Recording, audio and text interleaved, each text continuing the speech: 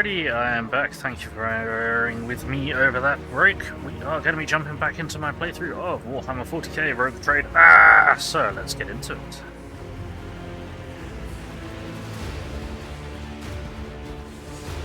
There we go. So, we had just left Footfall for the first time. Well, yeah. So, I don't think there's anything else we can do.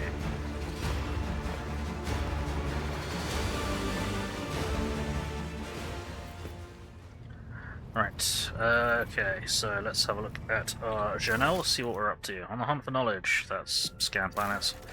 We need to go to one of our planets, assess the situation. Quarantine. Yeah, how long does this fucking take?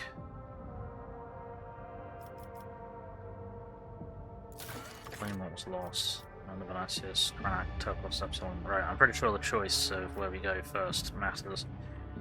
So, Von Valancius Protectorate has been destabilized by disturbances in the warp and severing of trade and transport routes. Restoring links to key worlds to provide the road traders, planets, supplies and support they need at this time. So, right, so that's administrative, that's industrial, and that's obviously food. Yeah, we're going to have to pick, and I imagine the last one on the list, or the third one that we'd go to, will fall to Chaos. Very great. Secrets of the Cult. Heinrix possesses information about some plans of the Cult of the Final Dawn and connected to an industrial order Kiavagana. Future struggle will depend on the results of his search, and reason is joining the Road Traders retinue. Yes, right. Rumors, do we care about any of this? Don't care about that. Already dealt with that. Yeah. The plundered void station in Lagran's Belt. There's testimony having a base for pirates who aren't above deals with Xenos. Calamity on industrial worlds, yeah. Thousands of refugees, then Naviica set out for the desert world of Foulstone, lost in the void. Before ancient Arkners, a wasteland wayfarer, set off distant stars to search for new world. The vessel's astrobatic methods supposedly came from the Cinerus Malif, whatever. Xenos on the rampage! All about Xenos carrying out raids on inhabited worlds and destroying Imperial outposts. Okay, I'd forgotten about that. Potential space marines. And obviously, yeah, we've done that. We don't have any contracts yet, that's fine. Right, so where is Heinrix? There he is. Hey, buddy. To what do I owe this visit? Hang on. Can everyone hear me? Is the sound okay? Is game sound alright? I'm not too loud, game's not too loud.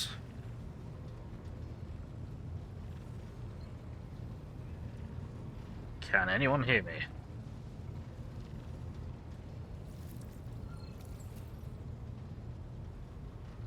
What was I doing? I don't know if anyone can actually hear me. That's not great. Alright. Let's do this. Right. Okay, so. You wanted to discuss the nature of your mission? Yes, but not here. I wouldn't want our conversation to be gossip fodder on the bridge and in the officers' mess. Okay. There we go.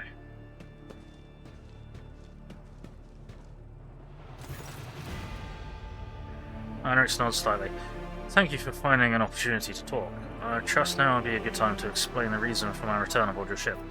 Welcome a chance to assist the Inquisition in its inquiries. I do not object to you personally. No, that's fine. I welcome the chance to assist the Inquisition in its inquiries, Von Valancius. Lord Captain, your enthusiasm is commendable. The interrogator smiles, but his eyes remain cold. To business then. The Cult of the Final Dawn. The madmen preach their heretical doctrine among the denizens of the Cronus Expanse and instigate crimes against the throne and humanity. One such crime took place in your protectorate. The Lord Inquisitor considered it necessary to have one of his acolytes accompany the rogue trader on a voyage into the corrupted region. I also need to meet with one of my observers on the capital world of your domain. Okay. Chaos Cult, my protectorate, you laying an accusation against my dynasty. Willing to show lenience to all my actions would otherwise be interpreted as radical, no. Or Imperium. Why would all those Xenos agents investigate Chaos Cult?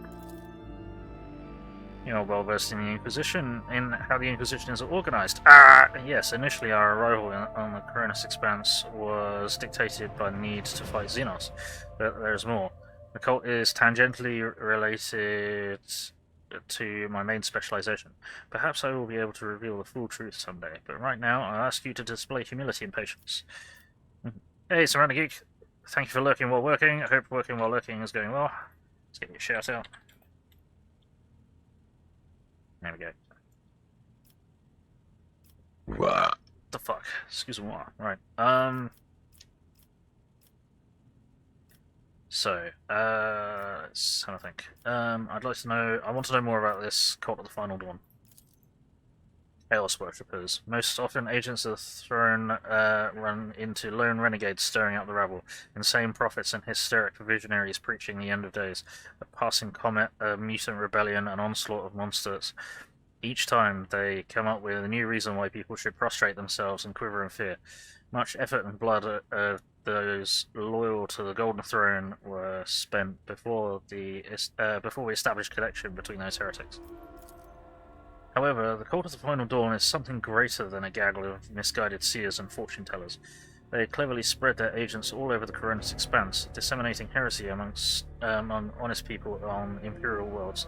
There is a certain strategy to their actions that changes whenever we get too close.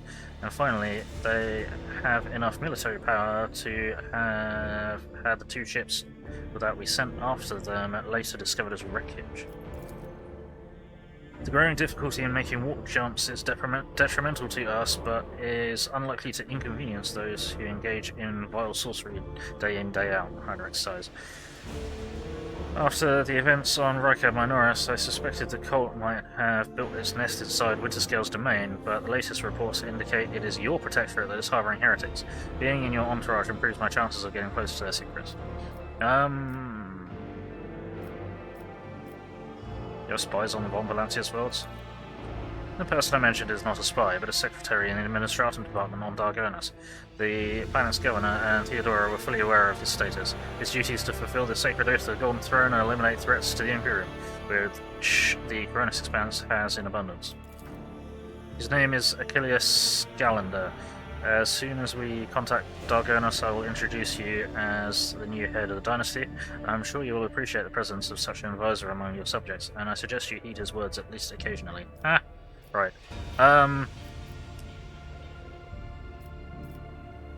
Right. So yeah, Chaos Cult, my protectorate. Are you laying an accusation against my dynasty? Chaos treads softly.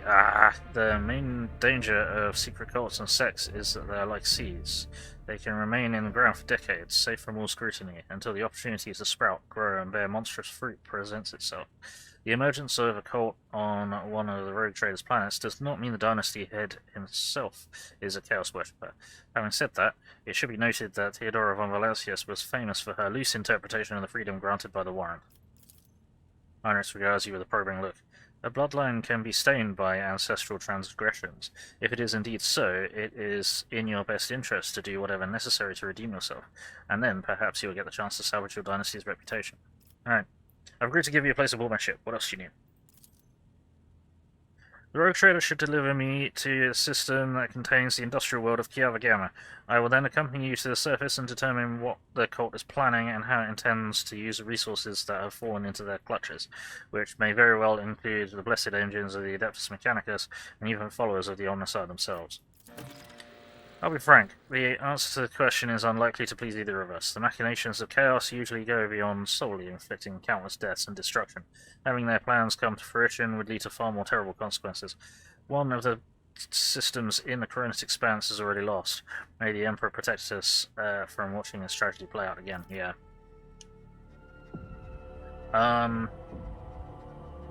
Why did your suspicion fall on Kiava Gamma?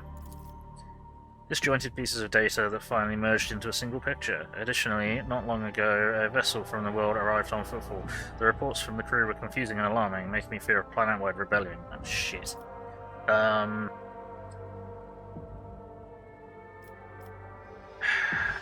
Right, let's assume Kielvagana has fallen to heresy. What then? Will you again propose to destroy an entire planet? Heinrix stares you down. On Rekka Minoris, you made a decision that sent billions of souls into the grasp of the archenemy, an unreasonable and unforgettably high price for a small handful of people saved by your mercy. Do I consider it worthy exchange? I most certainly do not. Will I make every effort to make sure such an exchange does not happen again? Of course I will.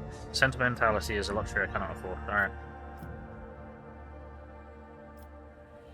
Sometimes ignorant demands return. No. I do not believe you lack compassion. You did not stop me after all, although you certainly could have tried to. The interrogator's eyes narrow. I haven't said I would not like to be able to afford such a luxury. In fact, deep down, I understand why you acted that way. I have yet to eliminate the understanding and acceptance within myself, but I will. Okay. We met a Chaos Space Marine on Rekka Minoris. Do we risk running into his brothers? I have no doubt that will happen sooner or later. Chaos Marine siding with the cult is very, very bad news.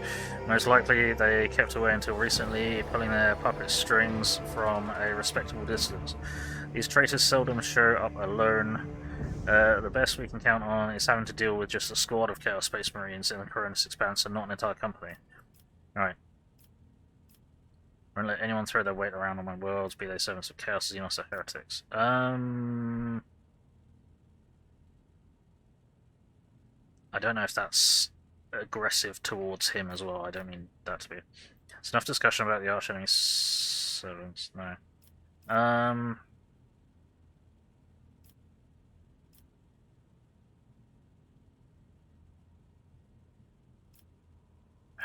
Right. Yeah, I won't let anyone throw their weight around on my worlds, be they servants of Chaos, Xenos, or heretics. A commendable aspiration for a person who holds the fate of billions of people and dozens of imperial worlds in his hands, which is why you need to be ever more vigilant when looking for seeds of corruption on your planets, lest they sprout someday and spell doom for whatever tragedy, for whatever is tangled up in their roots.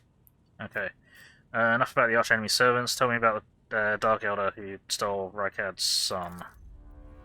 Heinrix winces. Dark Elder, one of the branches of the Elder, an ancient and vicious Xenos race. Those creatures are a living terror to ordinary people who fall prey to their raids, for the simple reason that their victims are not killed outright, but instead become their playthings. Just as you and I need air to survive, the Dark Elder requires psychic energy born from torment and pain, which they extract from their captives with uncanny expertise. Their ships, which are difficult to mistake for any other, arrive suddenly and undetected. Their stealth technologies greatly surpass the capabilities of a standard Imperial auger arrays.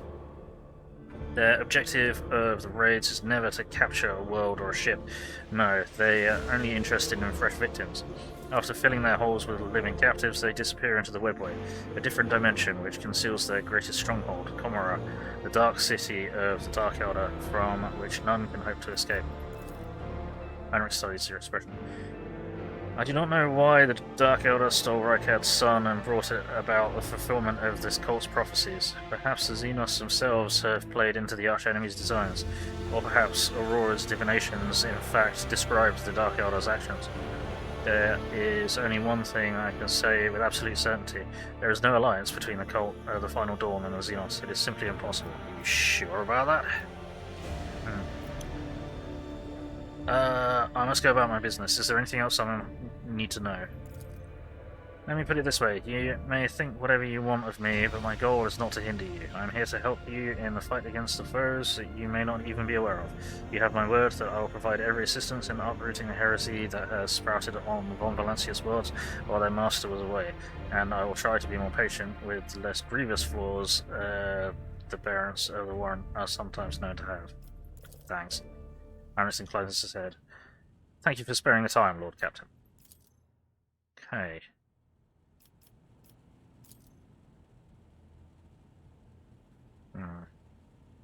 Alright. Is there anything I need to dump? No, I don't think so. I think we dumped everything that we needed to dump a little while ago. Yeah.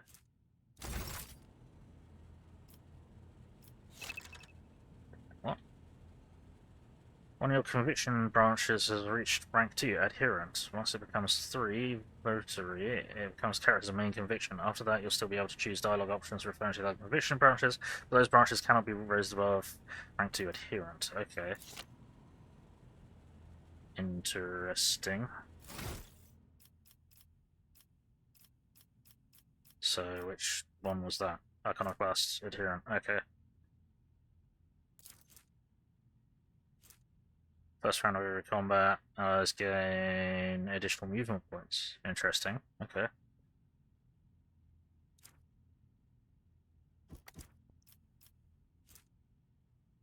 Argent.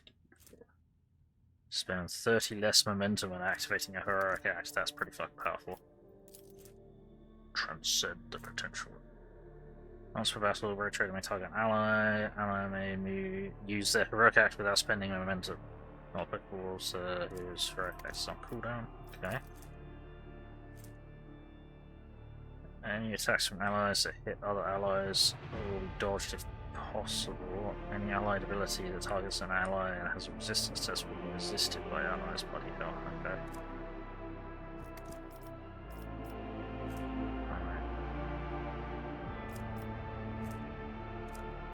Yeah, so we're basically, well, we're Iconoclast dogmatic. We've not done anything outright heretical.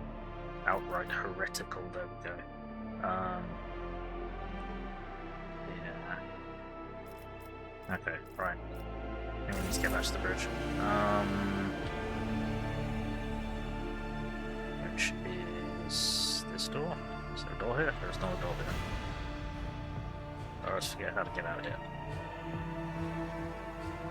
Through it. Okay.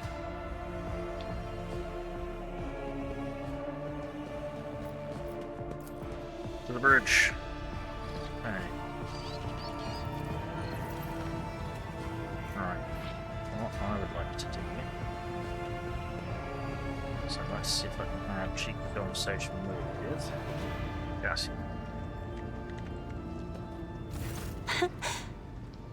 Words cannot describe how boring the bridge is without our stimulating conversations.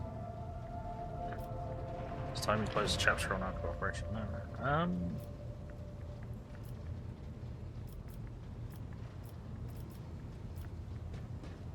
I don't know how to continue our relationship.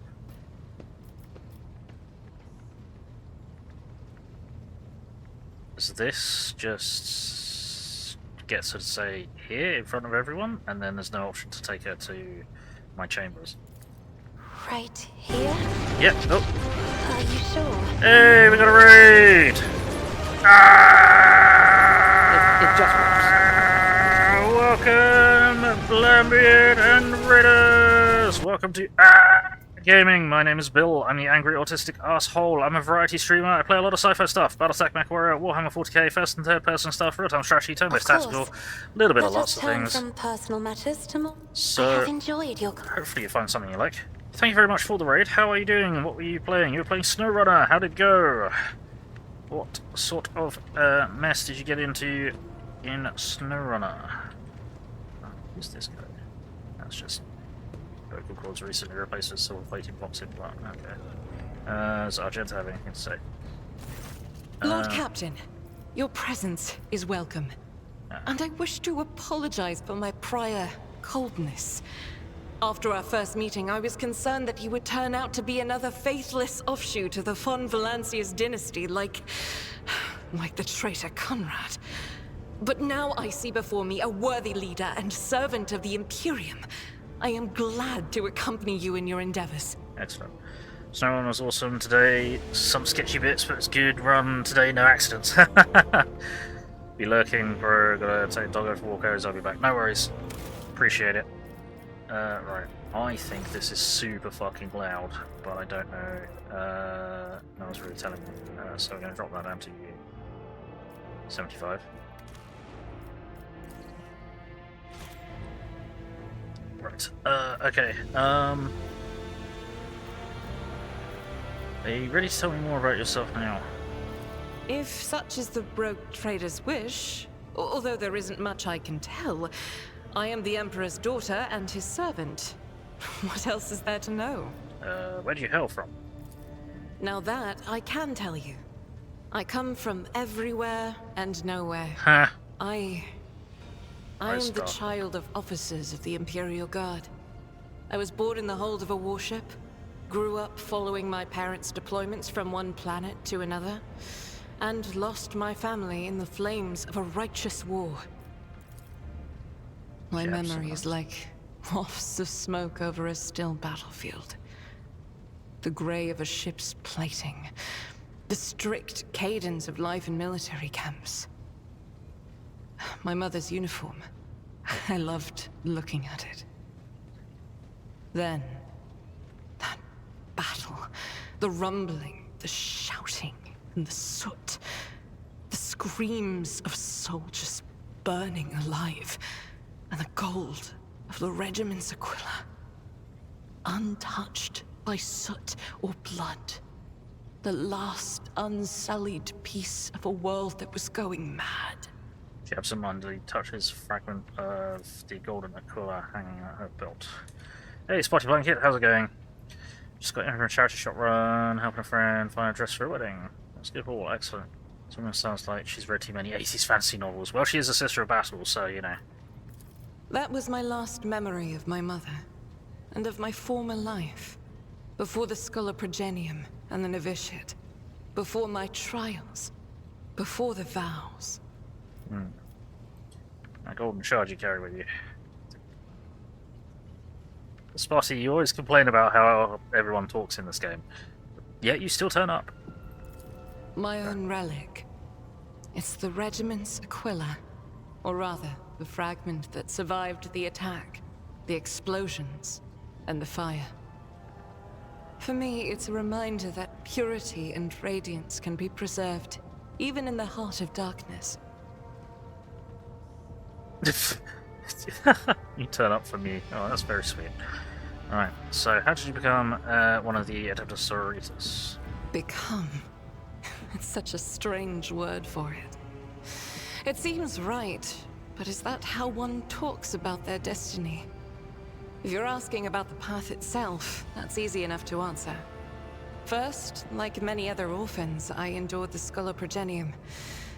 Those years were rough, but I remember the hardship fondly. Few things can compare with the feeling of satisfaction from a past trial, even if it leaves your body aching from exhaustion, or your soul wincing in pain. I was one of the best among my peers, and I was selected for the novitiate in the ranks of the Adeptus Sororitas. When the hour came, I passed the trials and took my vows. The most joyous day of my life. The Emperor's light has always been with me, but to accept it with all your heart, to utter the oaths, that is a rapture like no other. I feel like she's talking at me rather than to me. Well, I'm asking her about herself, so... And we've just done her, or at least what looks to be her companion quest, or half of her companion quest.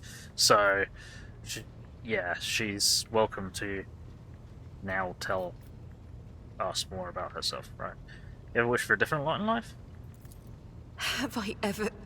But that would be shameful weakness, almost heresy. Of course not. Oops. I was born for this. I live by the Emperor's will, and in his light, I myself am the light. I must be the light. For myself, and for those who ask for my protection. Huh. Yeah, the question seems to catch her off guard. I have a funny feeling that there's doubt there. I was chosen to serve. But beyond that, I won't deny it. Few things elate me as much as the thought that the heretic felled by my shot will never again orphan a child. Fair enough, thank you for your candor. It is my pleasure to be candid. Right, I'd like to discuss Salus Prime and the relic that you want to find.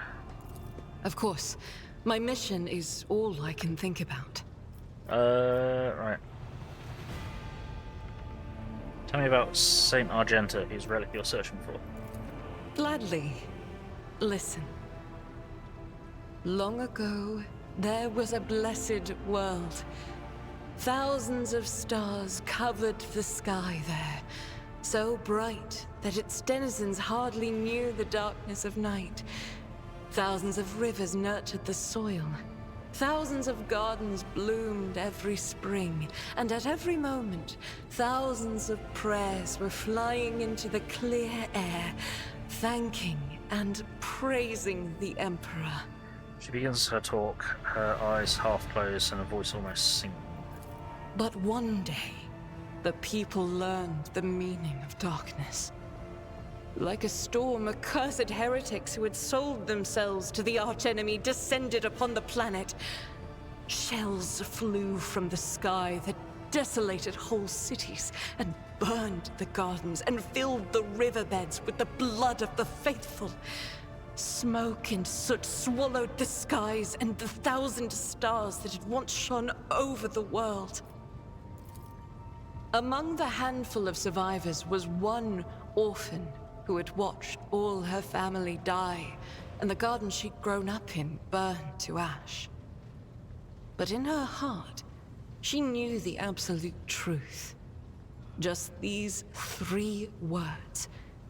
The Emperor protects. And knowing that, she never looked away from the black, terrifying, smoke-covered sky. There were no more bright stars to be seen. Except for one. Interesting. The one star. The bright star. The silver star shone in the sky. And when the orphan smiled at it, the one star fell right into her hands. All the faithful in every corner of the continent who saw the trail of the falling star recognized it as an omen and went looking for the place where it landed. And they rallied together, and with the light of the one star, they found their salvation. Right, okay. Interesting. Oh, of course she is, Poppy. So the girl from the story, that was Saint Argenta. Yes, that was the beginning of her hagiography. It is known that she lived on a world where heretics staged a terrible insurrection.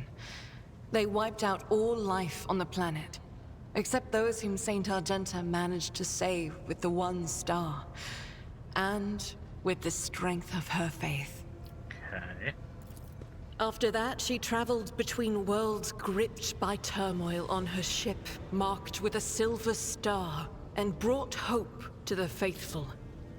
Numerous accounts confirm this. Her coming helped people turn the tide of the war, and wipe away corruption before the Imperium's main forces even arrived. Millions of people owed their lives to her, but the heretics, having realized their imminent defeat, sent the remnants of their forces after the ship with the Silver Star. It fell from the skies onto an obscure world. There are no definitive records of how old Argenta was at the time. In some chronicles, she's even called the Child Saint, but their credibility is questionable. Either way, she didn't live long, but she left a bright trail in her wake, like a falling star. So what is this one star? If I only knew.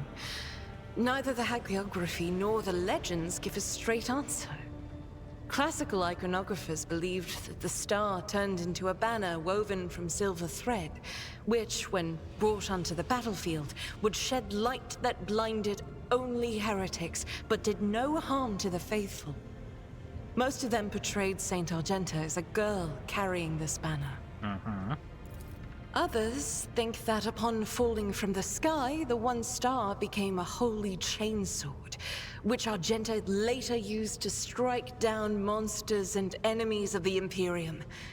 In some of the earlier engravings, Argenta is depicted wearing power armor with a silver star on her chest.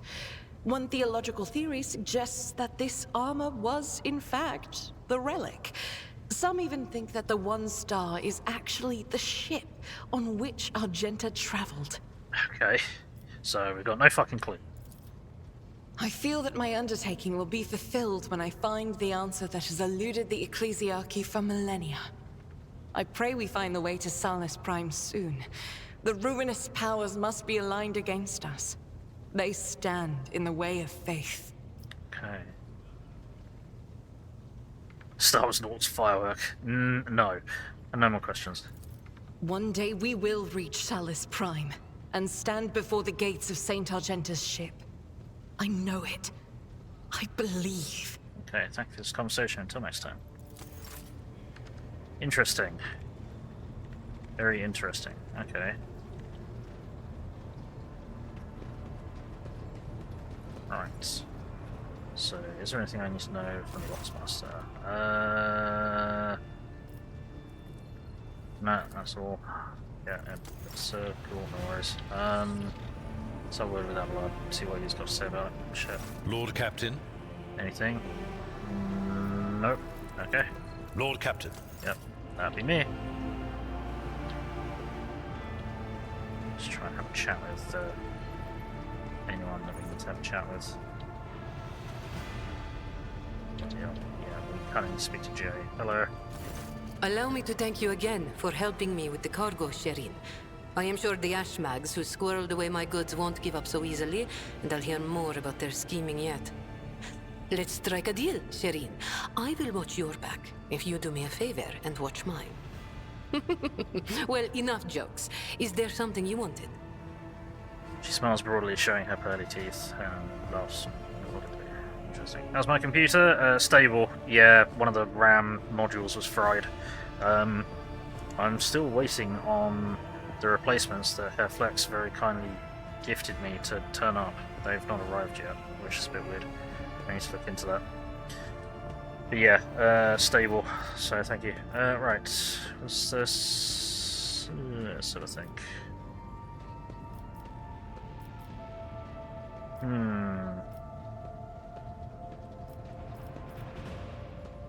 Very kind of him. Yeah, it wasn't cheap. Right, did you know Theodora von Valencia is my predecessor? It is difficult not to be aware of the powers that be, especially ones like Lord Captain Theodora. But we never met personally, as the difference between our positions was far too great. Theodora was a mighty ruler, the center of her own universe, and I, a pathetic speck, was nothing next to her. But you were kind to me, Sherin, and in my eyes, that puts you above your esteemed aunt, or whoever she was to you. Ha! Fair enough. Can I have dinner? See ya. No worries, thank you for dropping by, Spossy. Man, you don't look like a typical smuggler. No truer words have ever been said. I'm far more exciting than some small-time peddlers from Footfall. Allow me to introduce myself properly. I am Jai Amira Fatqin Tamiri Ash Ifrit, the 12th daughter of the Lord of Ifrit, a distant world at the fringes of the Imperium. Okay. The youngest child is destined to become a bargaining chip in the family's political games. But I was unwilling to accept such a fate, and wanted to choose what to become and which path to follow.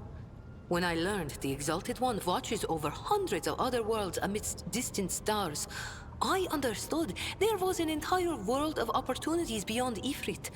All I had to do was break the familial bonds tying me down and escape the planet. Which I did a long time ago. Okay. How did you escape from Ifrit? I convinced my father I personally wished to oversee the inspection of imported goods.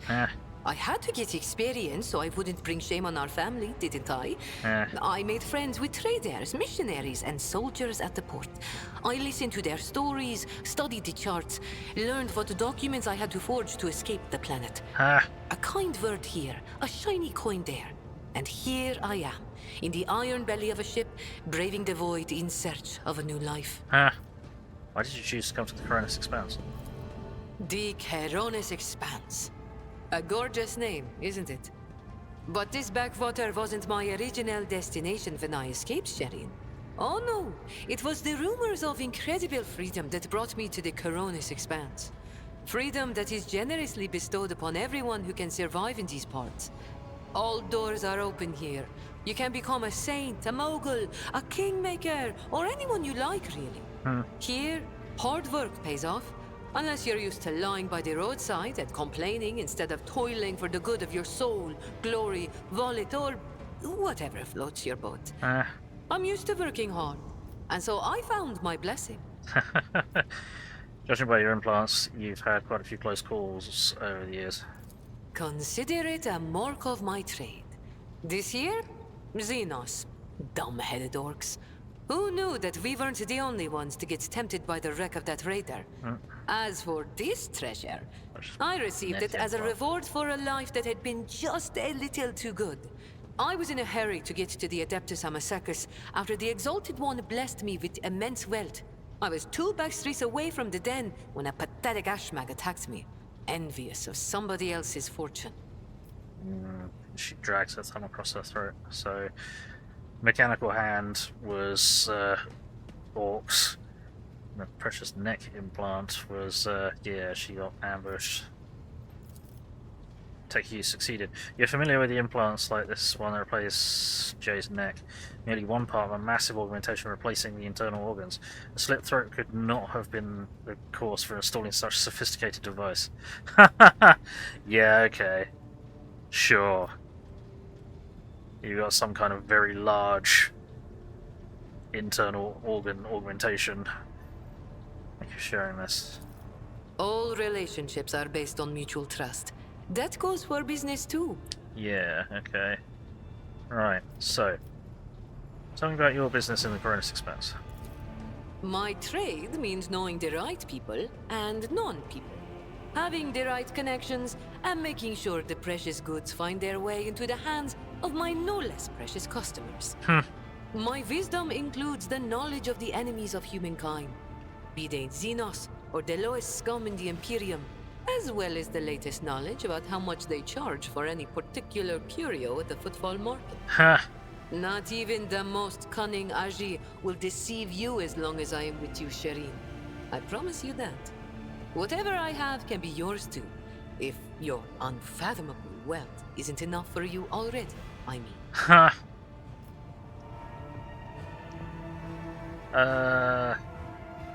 Space! Hey Spitfire, yes we are in space. How's it going? For the glory No! of chaos! No, we're the good guys. We're the Imperium. We're trying to stop chaos. Right, do you do business with the enemies of humanity? It has been known to happen. After years of dealing with Xenos, I've learned their customs, and even got a grasp of their language. Except they cringe whenever I start speaking. Arrogant sods. They dislike even our voices, but they never turn away our valuables. Then again, I'm used to seeing sour faces. In this trade, the easily offended go out of business. Yeah, Major Mozza, we're the good guys. We're trying to be the good guys. The Imperium may not be the good guys. Humans may not be the good guys. But I'm trying. Right, so what you want? Consulting the Xenos Imperial Imperium. Perhaps your knowledge will serve Von Valencia's protectorate. I have no doubt you will have to deal with Xenos sooner or later.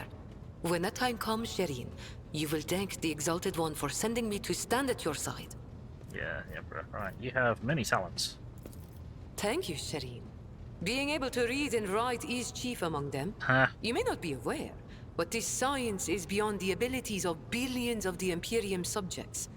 And yet they happily keep drudging along in their factories, fundi, and assembly lines. Me? I didn't escape Ifrit to consign myself to such misery. It was literacy that paved my path to copied orders, forged signatures, counterfeited papers. The wonderful things that make the wheels of bureaucracy turn in the right direction. Yep. So, remember kids, stay in school so you can fake your way into a better life. You're really that rich? Compared to the rabble on footfall, perhaps. Compared to you. Be it power or money, I still have a long way to go. I could purchase one of Footfall's asteroids, but not a planet. I could subjugate a few gangs from the shady districts, but not Vladium. And so the answer to your question is no. I do not consider myself rich. I am not rich enough. Okay. Disgusting monkey. Don't like the Eldar. You do agree with how they view humans, especially humans of 40k millennia. Yep. That's reasonable. Right, you could be sitting back reaping the fruits of your own work, so why have you chosen to embrace the vicissitudes of life aboard a void ship? You're fun to talk. I grew tired of scribing endless contracts and agreements neatly tucked away on Footfall. Well, I did that for how many years? But here, among the stars, you are always balanced on a knife edge. Nothing thrills me more than the tension of a warp jump, or the danger that lurks around every corner on a planet. Footfall was beginning to make me fat and stupid, Shireen. I do not want that. I get you. Venus has succeeded. Jay speaks measuredly, with just the right amount of laziness in her voice, but her performance cannot conceal the slight tremble in her voice. Whatever Jay is afraid of, that is what drove her off Footfall. Yeah, what about your gang that stayed back at Footfall? Do you trust them? Do I trust the Trickster twins? By the Exalted One, no. The underhanded rogues of Footfall came up with that name for a reason.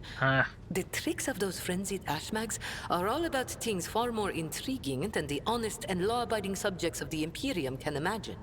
The mention of her fellow cold traders makes Jay's eyes shine a bit brighter than usual. On the other hand, this is why I am keeping them close. Kor and Tora know who lifted them out of the cesspit proudly called the Shadow Quarters, and who has been feeding that ravenous beast their insatiable lust for lucre. No, they are not going to betray me if only because they know I am now a part of your entourage, Shireen. They're not going to let the biggest pie in the Imperium pass them by without trying to get a slice for themselves. Fair enough. Tell me about the Janus of the Cronus Expanse. Vicious, cruel, dangerous beasts. Humans hold little interest for Xenos. We are entertainment for them, a means to keep boredom at bay. A commodity. But some of them contact us once in a while using their own people. Do not deceive yourself by thinking you are safe because there are no Xenos inside. Those Agi are as cunning as they are ruthless. They cleverly pull at the strings of spies and traitors, subjugate those who do not fall for the promised reward, transform the ones who resist their promises into soulless puppets. The Emperor watches over me, and that is why I still haven't succumbed to the fate of many of my associates who have lost their lives to the stringy scoundrels. Gotcha. Let's talk about something else. I think we've said all there is to say on this topic. Yes. Right.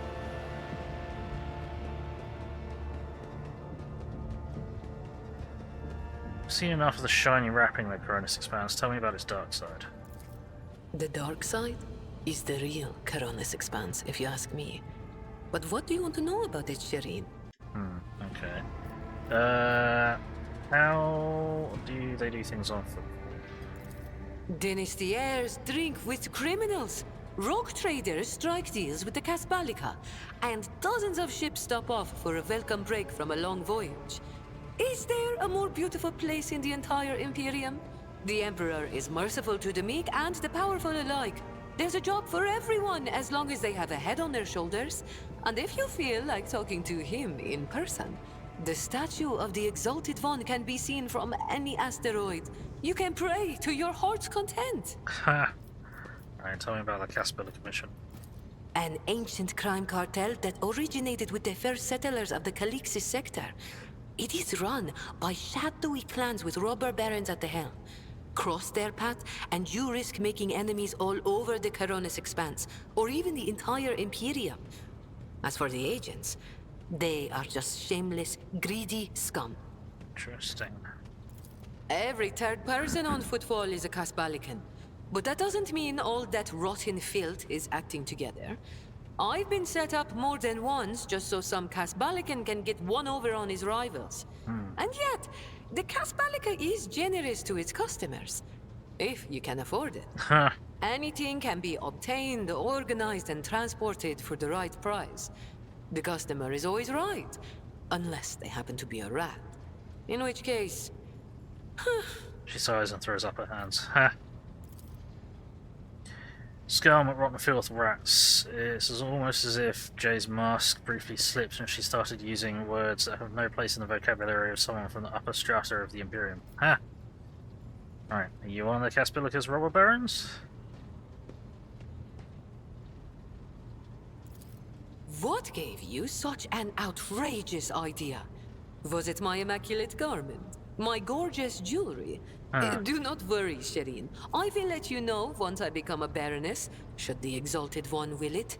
Just imagine the strong and fruitful alliance that could be forged between a rogue trader and the mastermind of the Casbalica. Okay. How should you become a Caspalican agent? It's not hard to do on footfall. I spent a year working for good old Christo. He was a brave soldier who gave up the ghost in a scuffle with orcs, and then took over his business.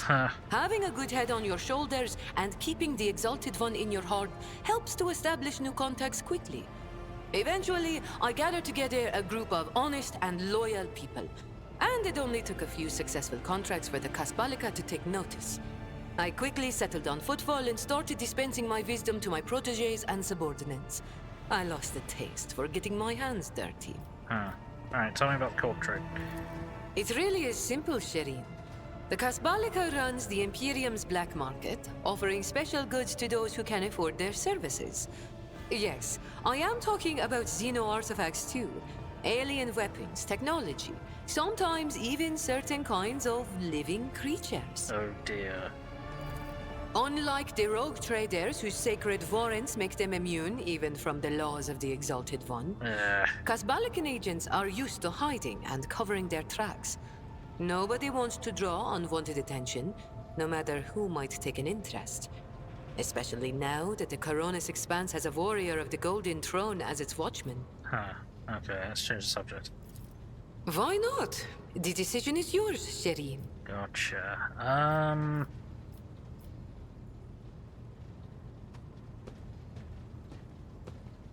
No, I'm not flirting with her. Get off my ship. No. You're telling me tales about your colourful past, Jay, but I feel not all of these stories are true. Listen, Shireen, the giver of happiness and the dearest of my friends. I am who I am. A cold trader, a Casbalican agent, and your partner. We each have a past, and that past is sealed. I'm not prying into your soul, am I? Well, have pity on mine. It has already been gnawed at by the AG. And if you don't like the sound of that, we'll just go our separate ways. Deal? Okay. Alright, chill.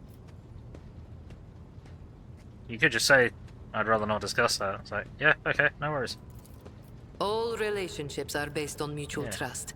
That goes for business too. Okay, so... You keep using words I don't understand, like calling me Shireen. Yeah, we got some other meaning in High Gothic for me, or Low Gothic for myself as the player.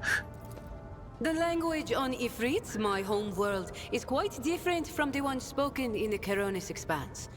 We bestow more than one meaning upon each word, allowing our wise men to fully express their sagacious thoughts, and us lowly dabblers, our base passions and desires. Okay. Jay starts to twist a strand of raven black hair around her finger. Interesting. Take AG, for example. That is what I call every piece of scum and villain, because AG means evil and foe and pathetic worm unworthy of consideration. Or take Ashmag. It means fool and... Oh, we got another raid! Who stumbled and would fall into a pit without welcome, Nomi and Raiders! Welcome to Gaming. My name is Bill. I'm the angry, autistic asshole. I'm a variety streamer. I play a lot of sci-fi stuff. Battletech, MechWarrior, Warhammer 40k, first and third person stuff, real-time strategy, turn-based tactical, a little bit of lots of things. So hopefully you find something you like. Thank you very much for the raid. How are you doing? How was your stream? How was Battletech? How was the loot? How was the salvage? How was the damage? So, Ashman means fool, little brother, Brian Man, he summons them to a pit without guidance. Shireen means friend and comrade and roommate in a battle formation. Like we are. Interesting. Okay. So, is that... Let's see. Was there some business you wanted to discuss? Oh, Shireen, I did manage to spark your interest. Allow me to invite you to a more private place. My words are meant for your ears alone. Okay. Jay's face lights up with an enchanting smile. Okay, let's see if we can increase our profit margin. Or whatever it's called. Profit factor. Nice start. I've got a pilot start with. 8 gunnery starting is insane. Wow! That's a hell of a pilot to find. Flickering light of dozens of candles plays across Jay's face, making her small smile appear even more mysterious. Shireen, the Exalted One himself has brought us together the day you crossed Valadim's threshold. He led us to the cargo and gave his blessing for its return. Do you know what people on my world say when such a thing happens? What's gained is to be shared with your neighbour. Okay. She points at containers in front of her. One contains a polished Eldar rifle, a rare model with and the other holds an ornate sword. I am sharing what I've gained with you. Please accept these humble gifts in honor of our wildly successful, though suddenly struck, friendship. Interesting. Wanderers, portent, bloodseekers. What the fuck? Okay. 25 damage. Can only Deadeye shot. What the hell? So weapons effective against targets with high dodge. Wait. Whenever the wielder scores a critical hit with a single shot attack, they gain an additional attack stun. Okay. It can't make a single shot attack, it can only make a deadeye shot. Additional hit. 20% additional hit chance. 30% dodge reduction. Fucking hell. Okay.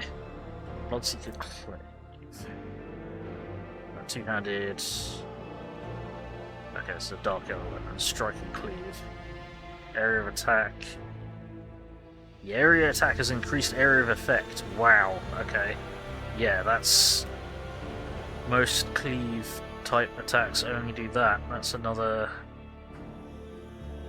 set of squares forwards. Okay, well, we find someone who's got fucking Eldar, Dark Eldar weapon proficiency, that might be a bit gross. Truly wonderful gift, I accept with gratitude. Yep, more Xeno heresy? No, we're not here to exchange presidencies. What is it you would want to discuss? You consider these gifts? No. It's like, yeah, no, I'm not being a dick like that. Truly wonderful gift, I accept it with gratitude. I knew you would appreciate the Xenos mastery of their craft. Jay beams at you, curling a lock of black hair around an augmented finger. Continue. After a brief pause, she awkwardly continues. So, the matter I want to discuss with you is related to my business. You know that I sell Xeno artifacts to interested Imperial subjects, and Imperial trinkets to Xenos. Business is going well, my network runs even without my participation. But when it comes to expansion, well, that is where I hit a wall. Rivals. Envious of my success, Jay throws up her hands. Falco especially. I'm certain the theft of the cargo was his doing, but I can never predict what the Ashmag will do next. And while the Imperium's authority may be fragmented in the expanse, it could crack down on people of my profession at any moment.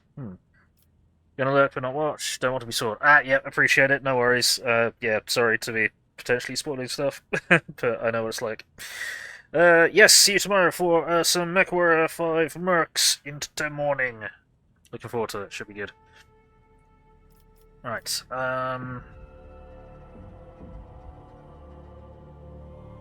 Right, let's have a think. I think I follow you. Wish to use me? No, go on. If the rogue trader put in a good word for me with the servants of the Adeptus Administratum, I could become an official trade representative of the Imperium. Just imagine it. A little scrap of paper will offer me and my agents protection against Ashmag schemes, far better than any refractor field. And even the Inquisition will have to think twice before they mess with me, because I'll be a representative of the law in my own right. And the best part of all this is that it will cost you precisely nothing, Shireen. All you have to do is stop by Administratum Palace and obtain a certificate from the Master of Seals. My informants tell me that the palace is located on Janus, your capital world. You see how everything has aligned so wonderfully? And of course, I will repay you in kind. That's simple enough. I would never allow your ilk to lay so much of a finger on true power. Thank your exalted one that I have not incinerated you in Russia's flame.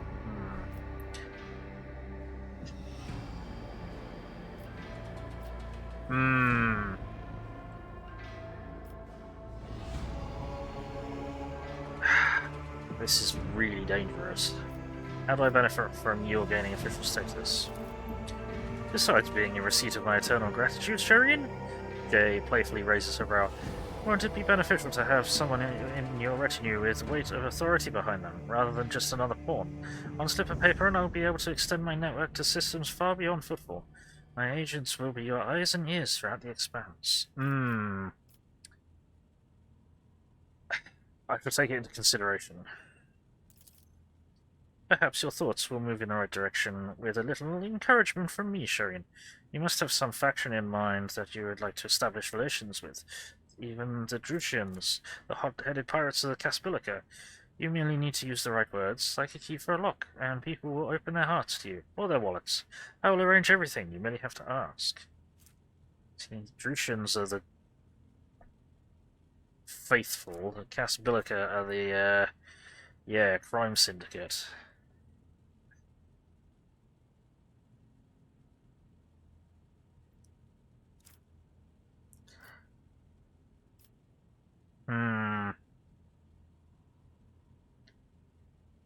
Wish to develop friendly relations with the Drusians. Again, Drusian 2000. Again, Adeptus Mechanicus. Explorers 2000.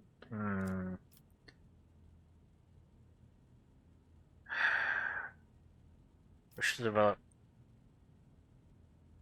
friendly relations with the Drusians. Yeah. Not a problem, Shireen. I'll have my people put in a good word for you in the right circles. That's your reputation gain 2000. And if you change your mind about my proposal, you can always find me nearby on the bridge. Just say the word and I'll come, Shireen. Oh dear. Yep, that's a bad. That's a not good. Didn't realize she was a Caspilican agent.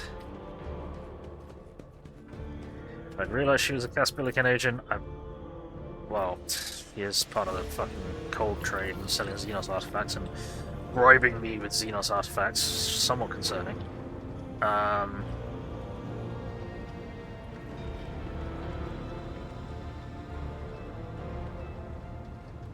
Where's...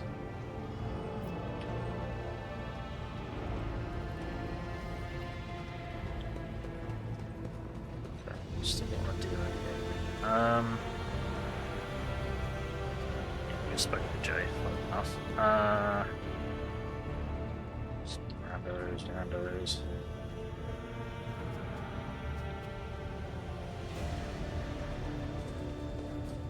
Don't need to go that way.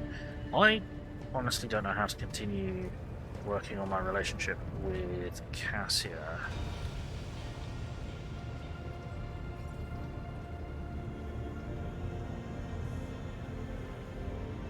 Not sure how we do this. Can I... Right, let's head back to the Lord Captain's quarters. I wonder if there's a way that I can ask her to...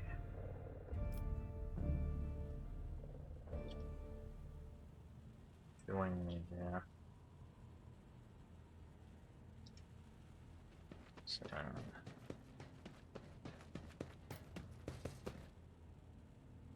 this is Ancestry Records.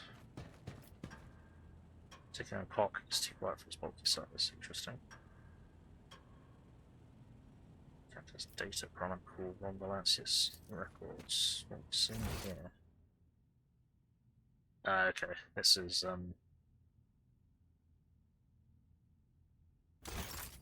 gotcha. Account. There's no way to, Parlor organ seems to have been sitting idle for many years.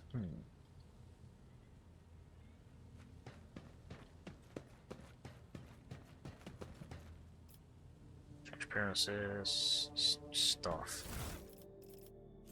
Unfinished letter. His chagrin is irrelevant. Voigtvir's mistake cost me too much. Years of work, tremendous resources all wasted. He has failed at what he was supposed to be irreproachable at. Uncovering spies, and this one was a senior officer. I am not about to discard him. Conrad has served me far too long for his removal to go painlessly for the Protectorate. Besides, he is no fool. He could not have seriously expected to become the next in Von Valencia's line when his skills and talents as Master of Whispers are so valuable. Let his disinheritance serve as a humiliating but instructive lesson from which he may yet to learn. Okay, interesting. Beyond the glass, distant stars glimmer in the darkness of endless space, filling you with an odd sense of dread.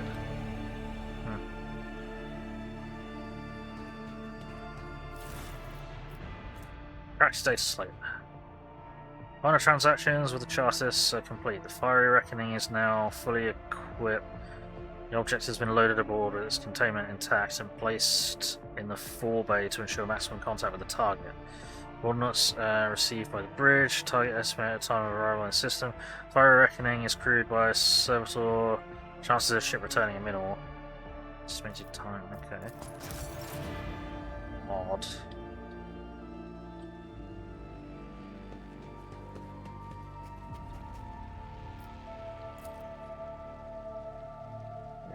Scanning murmurs and warm steam feel inexplicably deceptive. A moment of weakness and rest promises nothing but danger. Sorry, I guess I haven't really explored all of this, apparently. Was ist das? Bizarre fragment hung on trophy boards. Light smooth surface of the object dotted with dark spots and crumbling holes. Oh, okay. Fine sculpture made from a strange metal seems to absorb any rays of light that fall upon it. Glinting displayed weapons is mesmerizing. You've never seen many of these articles before.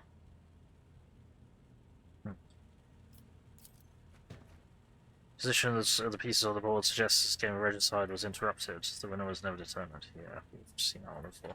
Okay, so there's no way to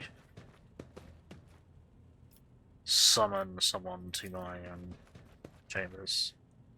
Master Aurora, the Prophet, the arch enemy who forestalled the final door, not unlike everyone else. Okay, it's just kind of trophy room. Look up here. The Problems of Castle Von Valencia is crowned by the text Oath of the Road Traders, the Emperor's Faithful Servants. Okay. Interesting. Okay, yeah. No, alright. Never mind. Let's go find something to explode, probably.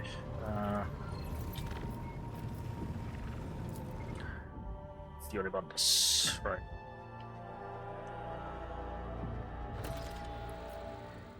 High Factorium Janus Downrock is saying, Lord Captain, we are once more within reach of the Von Valencia's protectorate. Of utmost urgency is restoring communication with your planets and bestowing the wisdom of your decrees upon their stewards, developing colonies, claiming new territories, and establishing trade links.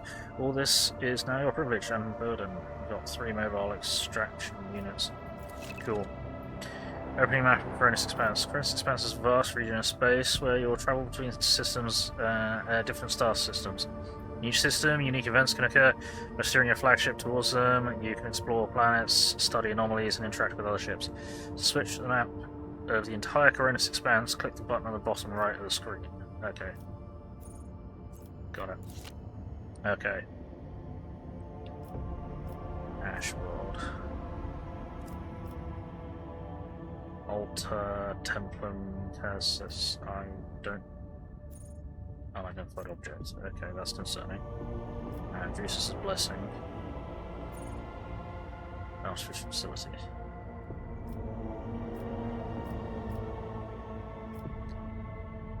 Okay.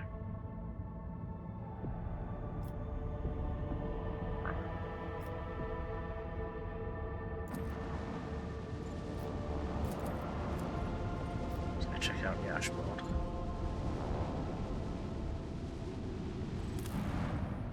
Scan.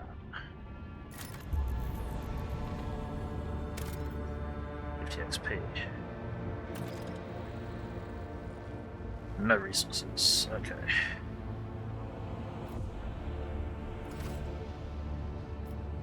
What is this? Oh, hang on. Lord Captain, the station's airlocks have been sealed from the inside. A Vox recording is stating that the priesthood of Alta Templum Calixtus X-17 Sanctuary have no desire to communicate with the laity and are refusing access to gifts on the basis of Adaptus Mechanicus' privilege of inviolability, granting them sole jurisdiction over the sacred sites. Okay, fair enough. Actually, I need to speak to you. Get back to the bridge.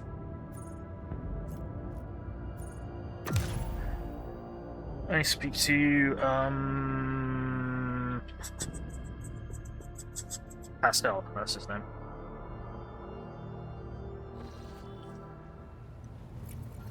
Whoops, how could I be so rude and forget? It's because he's scrawled away in this corner. Hey buddy. The Omnissiah knows all, comprehends all. Pascal, shrouded in his crimson robe, greets you with a soft voice synthesized by the Vox system. Mechadendrites growing out of the tech priest's back swivel in your direction as if examining you with curiosity. Right. Right. Want to know more about your past? The request is approved. I have no outright restrictions on disclosing this information. Behind the tech priest's shoulders, mechadendrites spread out like wings. Where are you from? Information about my origins is worthless. I belong to the priesthood of explorators and came to the Coronis Expanse over 200 years ago. Any events preceding that moment are insignificant. Interesting. How did you end up in Coronis Expanse? I was honored to become a member of the Explorator Cognizance Fleet. When the Adeptus Mechanicus summoned the faithful for an exploratory venture into the depths of the Coronis Expanse, I joined the fleet in fulfillment of my sacred vows of comprehension. Okay. So, why are you not with the fleet then? Archmagos Amanat, my blessed mentor, commanded me to crew the orbital station Alta Templum Calixtus X-17. Well, the one that we're right above right now. Okay. This venerable temple station was founded in the early years of our expansion into the Coronis Expanse. It is currently a rear observation post of the Cognizance Fleet in orbit around the star Furibundus. Gotcha. So, tell me about your mechadendrites. They are my younger brothers and guides on the way to the Omnissiah. Their machine spirits are directly bound to my neocortex and pick up impulses from my subconscious. Sometimes they act ahead of my thoughts. This is how the Omnissiah leads me to comprehension. Interesting. So the voice coming from the Vox synth changes, becoming strangely softer, blooming with low, warm undertones. That's a very interesting way to think about that. So I already know this, but who are the Explorators? The sacred fraternity of explorers. The cult Mechanica sends us out to the frontiers of the known sectors as researchers and conquerors. We are the warriors of the code, who return to the lost worlds and devote themselves to recovering the lost ancient knowledge. Explorators are granted the privilege of being more independent than many of our tech comrades. However, it has earned us a reputation as unstable and poorly controlled troublemakers whose unorthodox views are dangerously close to apostasy. Yeah. Acknowledged. Want to know the truth about you. The request is approved. I did conceal certain information. I was a student of Archmagos Amanat, but I committed an act of betrayal after he deviated from sacred dogma. Mechadendrites coil around the tech priest's chest and shoulders as if trying to protect him. What did Amanat do? He fell into schism and challenged the sacred boundaries of knowledge. The blessed Amanat claimed the limits of what is permitted must be expanded. because by refusing to explore certain law, we find ourselves in contempt of the seventh universal law. Comprehension is the key to all things. My mentor put forth a thesis claiming that we have stagnated, that ritual is now nothing but a cage for souls and false worship of the Omnissiah. He sought to break the cycle of mindless repetition because he saw the inevitable demise of our faith and all humanity at the end of it. Oh dear. He died in the Wall Heretic. Sounds like a theological argument, not political. Certain aspects of the Imperium have indeed ossified. His argument sounds reasonable. This statement is false. Huh. My mentor's words sound like heresy. Limits were established because it is dangerous to venture beyond. Each step past them could lead to a bloody slaughter, but the blessed Amanat was not afraid. Gotcha. So how did you betray Amanat? The teachings of the blessed Amanat spread, and word of it reached the conclave of the Cognizance fleet. They recognized his teachings as tech heresy. Many tech priests suddenly vanished or were subjected to servo penance for minor transgressions. Whoops, okay. The students of Amanat, whose number included many enlightened and respected tech priests, resisted. My prognosis showed that our most likely future was a schism and a fratricidal war that would destroy the Cognizance fleet. That was when I headed to the Conclave. Okay. I confessed and handed the information about my mentor's research over to the Conclave. Brazen anthematic studies of the Forbidden Law. The Conclave could use that data to summon Archmagos Amanat to stand trial and compel him to repent on pain of excommunicate traitoris. His subsequent fate is unknown to me. I do not think I will be able to trust you now, traitor. No. You acted as a loyal son of the Imperium should. Yeah, there's pushing boundaries and then there's going sailing over boundaries and finding all the really bad shit and breaking everything apart. So yeah, you acted as a loyal son of the Imperium should. I pray that the Omnissiah grants us wisdom to overcome the dialectic differences that divide us. Huh. What system emits a painful crunch like the sound of snapping bone? Whoops. Okay. I think we had a bit of a misunderstanding there. Yeah, whoops. Sorry, dude. Right, so why did you go to Rykiad Minoris? I was summoned there by a message that was encrypted with the blessed Amanat's personal code. And could it be interpreted in several ways? One thing was certain. We were in danger, and I had to go to Rykiad Minoris. Interesting. Tech priest named Abel. Who is he? I never met him, but I think he was a person of worth. The phrase that came from his lips indicates he was in contact with my mentor. I preserved his cortical implant and absorbed the information it contained. However, the large amounts of data memories are encoded with a cipher yet unfamiliar to me. Interesting. Okay, what are you going to do next? I was wrong when I assumed it was the blessed Archmagos Amanat, who assumed the guise of Abel Haneman. But there is a connection between him and the Reverend Abel, and I intend to uncover the nature of this link. Interesting. I have no more questions. Acknowledged. I will return to ruminating on the search for the blessed Amanat. Well, I do have some more questions. Tell me more about the Adeptus Mechanicus. No, that's fine. We know enough. May your labors be effective and fruitful. Cool. Alright. Cool. I just kind of wanted to try and catch up with everyone before we went sailing into Hockner's Worth. Shame we can't use Pascal's position as having been assigned to this place to say, hey, can we go on board and say hi? Right, Truce's blessing. Let's see if we can go there.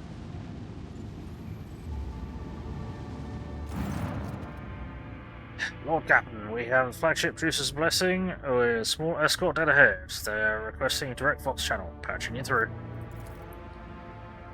Chances Captain Austerius Thorfast, bloody hell. Vox channel clicks, and after a brief pause, a dry, low voice hails you. Greetings, Lord Captain. I am honored to speak with the rogue trader of House von Valencius. May your name be known through the ages. Charter's Captain Austerius Thorfast, bearer of the free charter of the merchant fleet. How can we be of service? What is your squadron doing here? We develop supply routes for chartists. You see, my ship is a representative of the merchant fleet in this part of the Imperium territory, yet we do not have a fixed charter-defined trade route. Our mission is to establish business contacts with voidfarers in need of regular ship repairs, and those interested in specialized goods. Interesting. Okay. From where do you source the components you sell? Are you asking me to disclose our supplies to you? Thorfast laughs airily.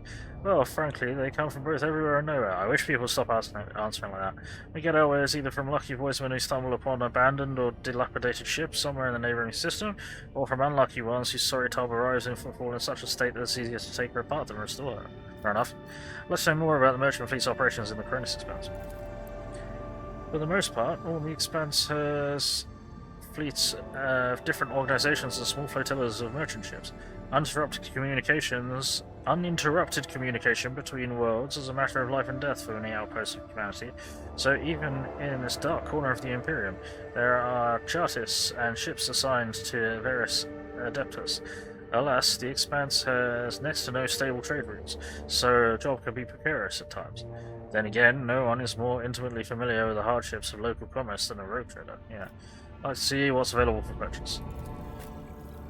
Oh shit. Cool. Alright. Scrap box. I don't know what we do with scrap. Over array.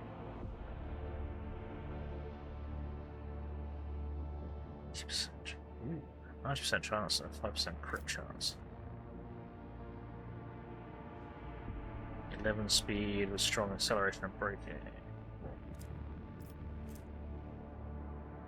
13 speed, low acceleration and braking. Okay, so that's not boss pattern, plasma torpedoes. Capable firing 4 plasma torpedoes and 19 damage warheads. 4 plasma torpedoes, same one we've got. There's our lance, same as we've got. Okay. We could get that. You may as well. There we go.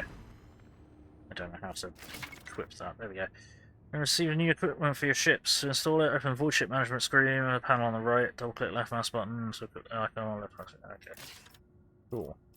Annoyingly, our profit factor is still like shite. Which is not great. So that's faster, but it takes longer to accelerate and brake, so it's less maneuverable. Okay, right, let's see if we can trade a bit. Void Eldar trophies, void Dark Eldar trophies, void Heretic trophies, void Pirate trophies, ship components. You probably don't want anything that I've got other than ship components then. And we need to sell quite a bit. Is it 3,500?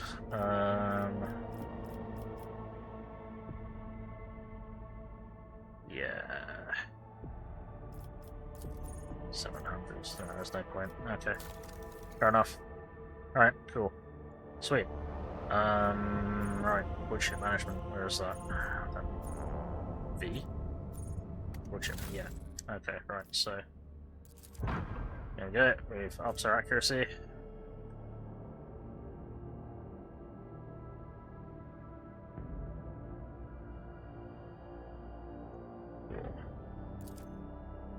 Chuck that in the cargo. Sweet. Okay, cool.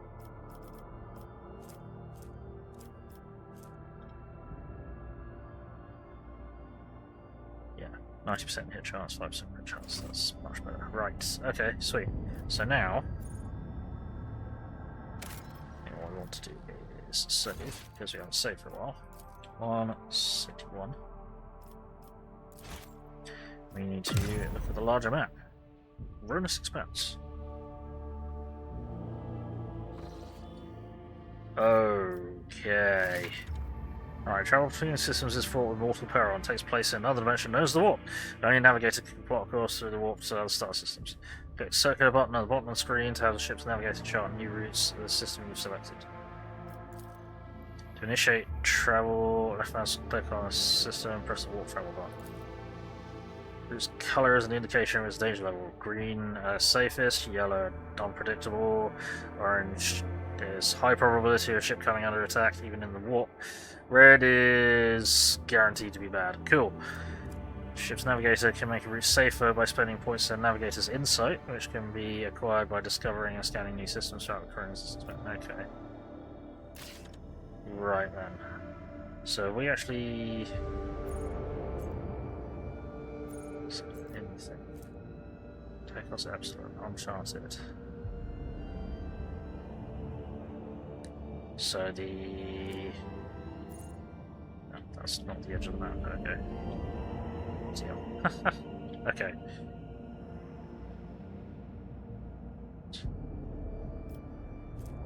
Ranak. Bring the Heinrix to Gamma, deal with disrupted shipments. Lost in the void, okay. That's hotbed of Xeno heresy. Naviica. Do we... okay, so... place is pretty fucking substantial. The holding reaches, that's kind of concerning. God, Emperor Scourge. Ah. Cool. Right, sorry, I was just having a look around. So... do we want to go to the Naviica? There's only point going to the Naviica. Because the Naviica...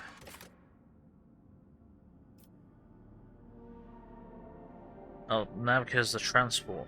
No refuge that's set out. Okay, so if the Naviica is marked here, then they're lost. Is that right?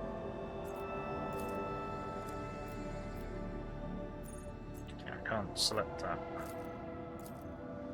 Okay.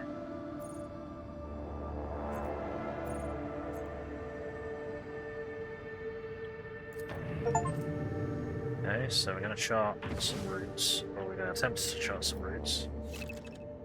Okay, special routes. Standard scanning could not reveal a route selected system, but you can still get there by spending points on Navigator's Insight to block a guaranteed direct path.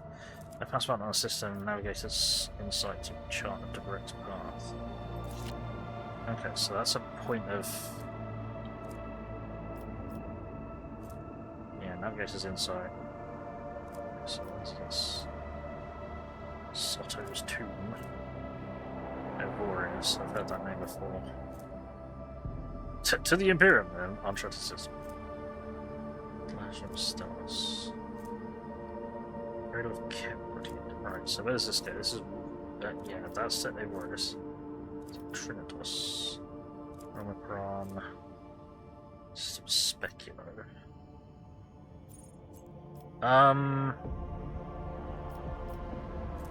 Right, so we can go absolutely the wrong way, relatively the wrong way, or closer to the right way, but that's, yeah, not ideal. Okay. Or we hit a, that's gonna cost 3 fucking points to chart a direct course. Oh, okay.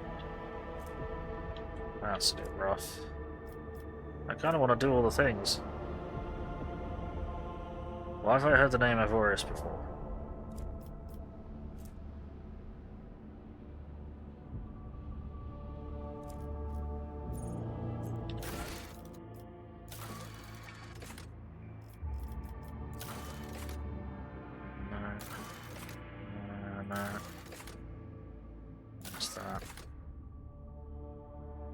What's that?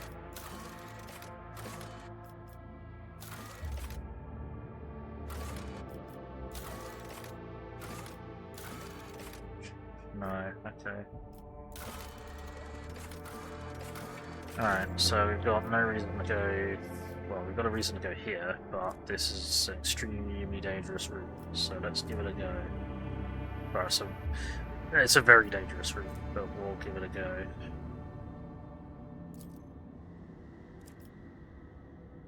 Reduce route difficulty by 1 to unsafe, reduce it to safe. Okay. Let's... Okay, so we can reduce that to safe. Okay, interesting. So...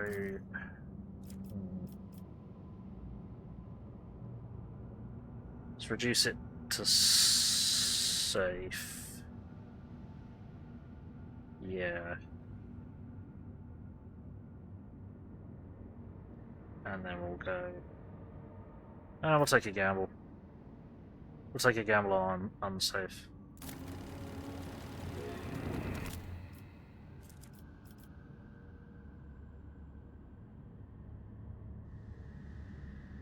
Go for it. Oh. Warp jump went surprisingly smoothly. None of the deck officers on duty reported any incidents. However, a strange discovery awaited the Lord Captain when he returned to his quarters. The bed was unmade, and the impression of a head was still visible on the pillow. There were no other signs of intrusion. The guards swore under oath that nobody had entered the Lord Captain's quarters. The material releases from its grip this time. Who's been sleeping in my bed? Right, okay, so how do we get into sound chart system? Yeah, so how do we chart the system? How do we assess this? Ah, here we go, visit. That would have been a nice thing to have indicated.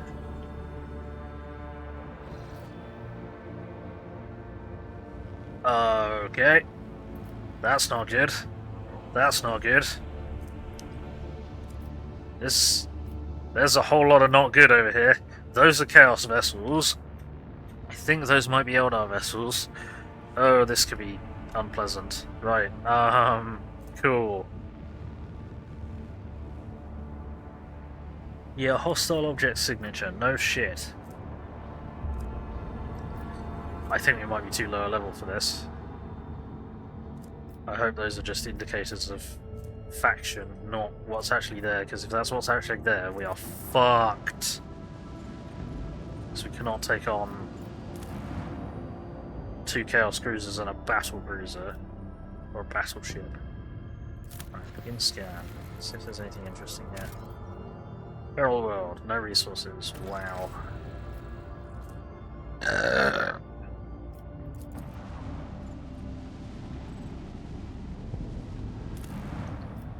Scan. Mining world. Oh, I was trying to read that, but thank you. Planetary exploration and mine. Planets and the Cronus expands a team of valuable resources. Before these resources can be harvested, an extractium needs to be set up on the surface. Scan the planet, select the icon you're interested in, deploy extractium, accept, see how many you got. Resources are required to develop colonies and complete contracts. You can also trade them in various fashions.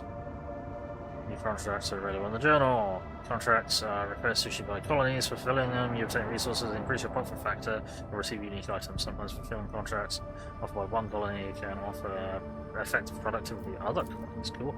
Fulfilling contracts cost a certain amount of resources or share your profit factor. Ooh, okay.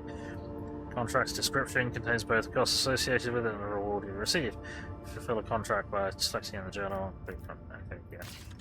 Because I'm missing out on something, because fucking profit factor is garbage. Plasteel. Do you want to set that up? Yes. There we go. Cool. We're generating 7 plasteel. Right. Yeah, I want to stay as far the fuck away from these unknown ships as we can. Begin scan. Fuck. Not explored. Monastery of the Order of the Hammer. Okay. Lord Captain, we have received a transmission from Faustone. It was sent by the members of the Order of the Hammer, votaries of St. Ignatius, whose monastery is the only settlement on the planet. Or rather, it used to be. Some time ago, a transport vessel, the Naviica, unloaded several thousand refugees from a planet belonging to the rogue trader Winterscale. The Order of the Hammer has judged this invasion to be an act of aggression and is asking for your lordship's protection. Oh no.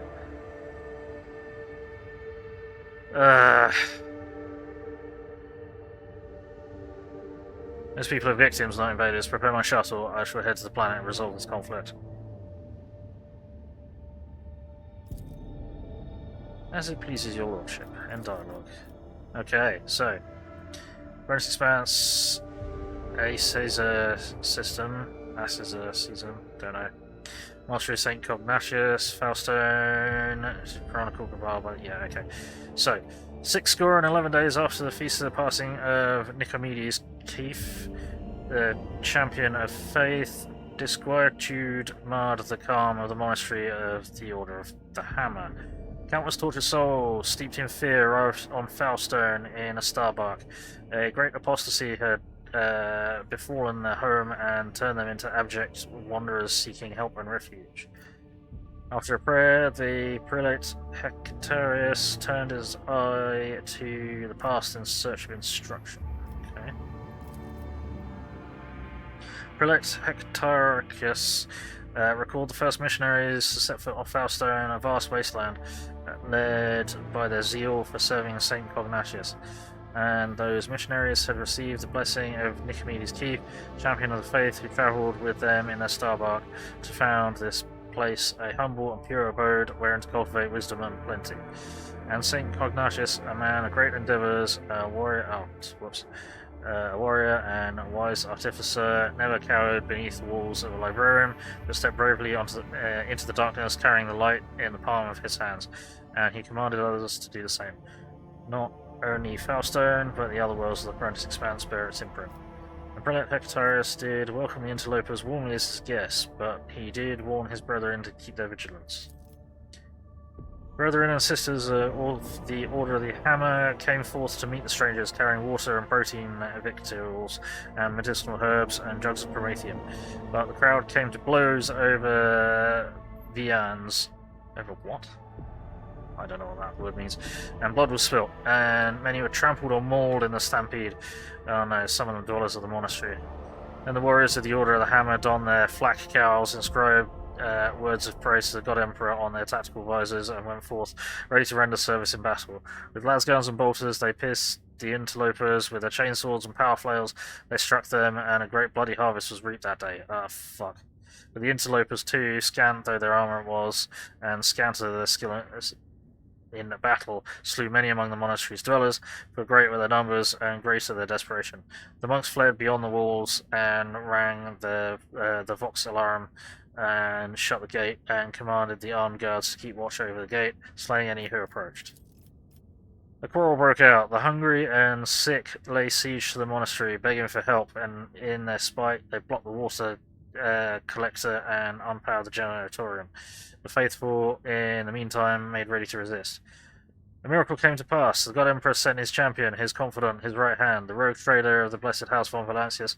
May the light of his grace remain upon it forever. The blessed rogue trader summoned Prelate and the leaders of the interlopers to hold each account. Commanded a formidable boarding force to fall upon the interloper. No. Extended the veil of protection over the interlopers, taking them into his care, and thereby all of Faustone with them. Unleash his armed force upon the interlopers and monks alike, wreaking great shedding of blood and pillaging for his directorate. No. Made the dwellers of the monastery fight the interlopers for his amusement. No. Cast a contemptuous eye over the aftermath of the bloodshed and departed with words of abuse and reproach. Alright,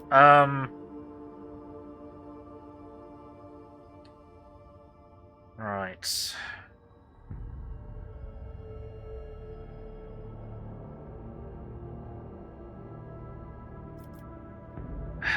extend the veil of protection over the interlopers.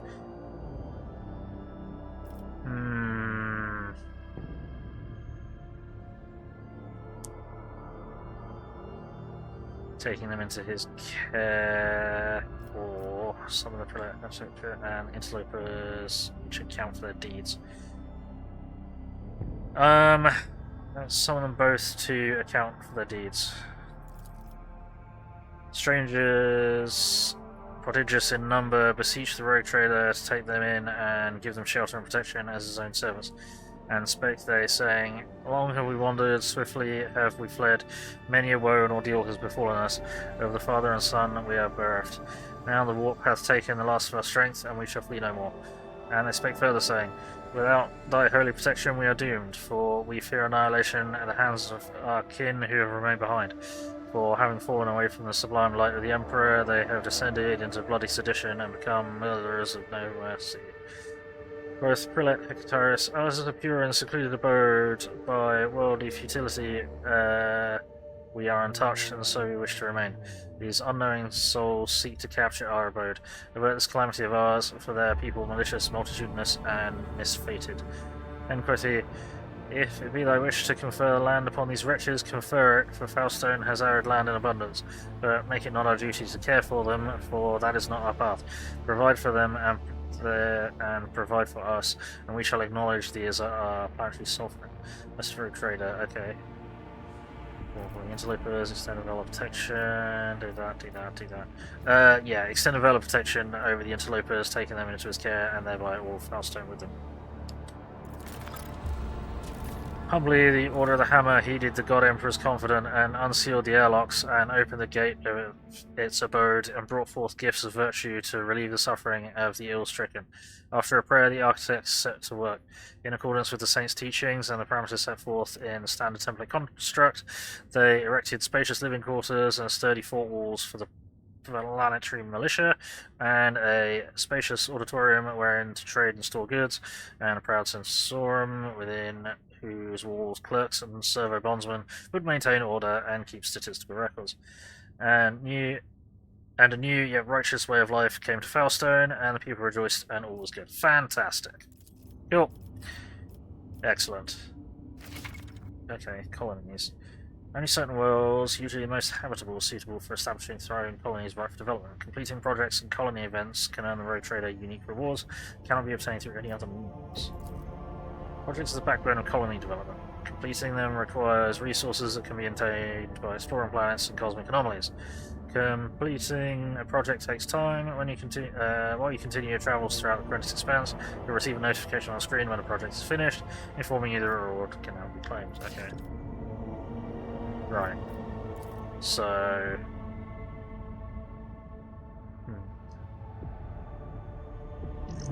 So that will block either of these, but we'll get out of it. So, two-handed range weapon, flamer from stream. Armor penetration in this flamer is increased by 4%, but does not inflict the burning effect. Okay.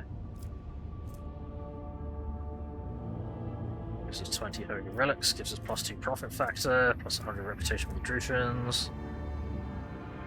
Affected amount of resources produced by the colony increases 10% per point of efficiency. Okay, so we can get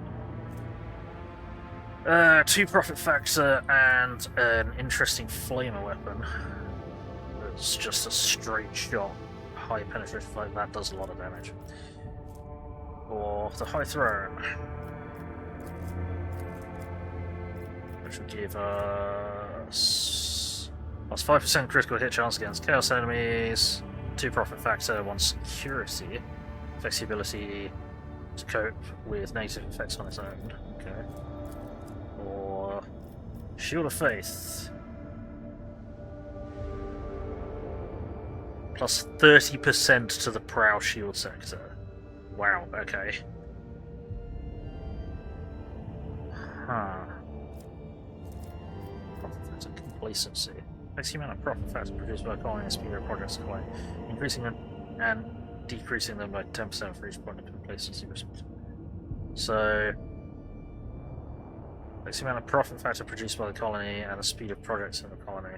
So profit factor will be up by 10%, and projects will be produced slower. Plus 30% prowl shield will be pretty fucking sexy.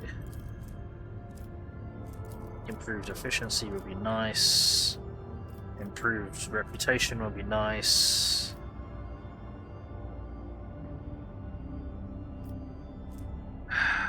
I mean, who can we give the flamer to? Well, we'd obviously give it to Argenta.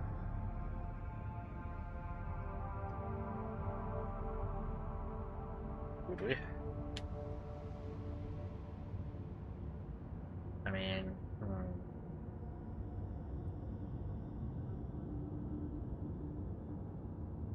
I think Argenta's the only one in our team that's actually got incendiary weapon proficiency.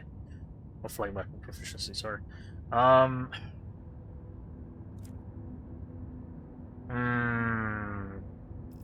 Extra reputation would be nice.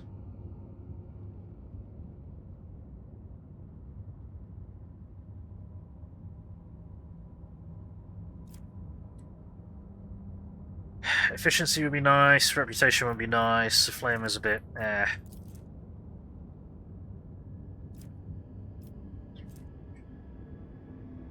That's pretty meh. Complacency, I mean, it's gonna reduce speed of our fucking...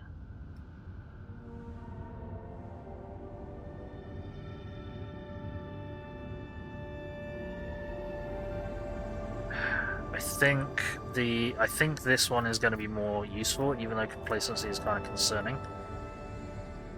Going to reduce further projects by 10%, but having plus 30% to prowl shield will be pretty sexy in combat, in ship combat. So I think we'll do that.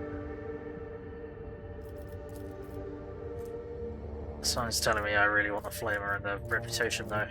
Don't really want the flamer. No, this is going to be more useful. Yeah, this is going to be more useful. Yes. So, no one in the Cronus Expanse will make a worthier guardian in a Sanctuary of Faith than the head of House von Valencius. Marvelous Basilica will be erected in his honor and the world's capital city. Will be decorated with grand twin statue of the Emperor and the Rogue Trader. Thousands of parishioners and priests will say his name in daily prayers, bring him reverent gifts. And apparently give me a super fucking powerful front shield generator. Yeah, we're gonna do that. Okay.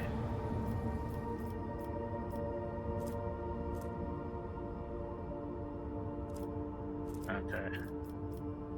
Which will of course unlock further things. 0% executed. Okay.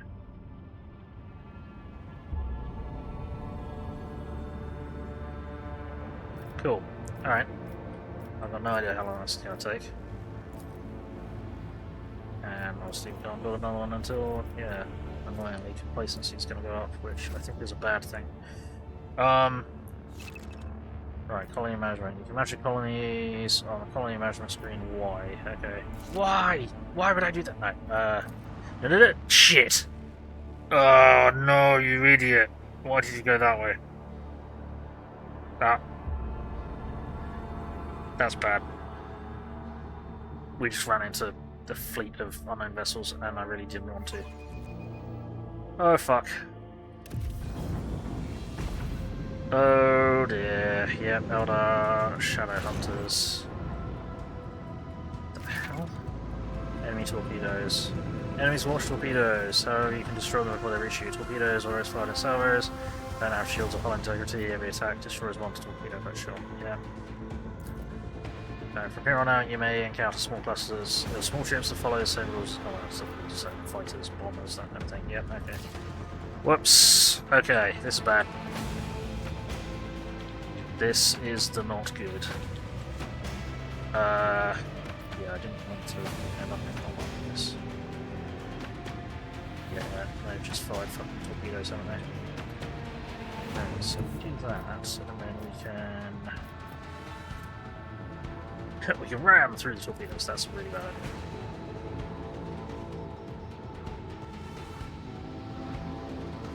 one enemy. Fire torps, side guns, front guns, global guns, yeah. Okay, I fired 2 torps. I can get into...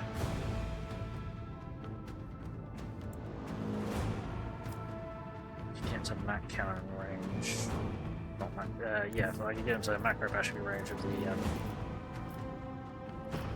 torpedoes, which I need to go further on there. But then I don't think I'd be able to do...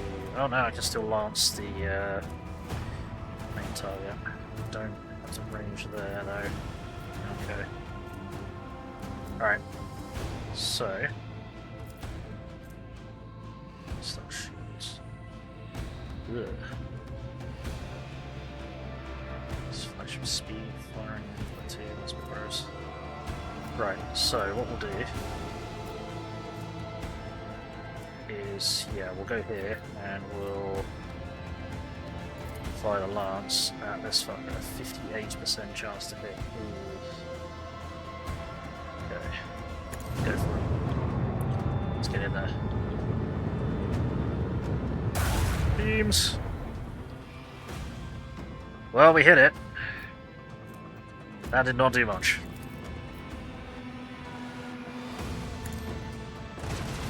Let's shoot up these torpedoes.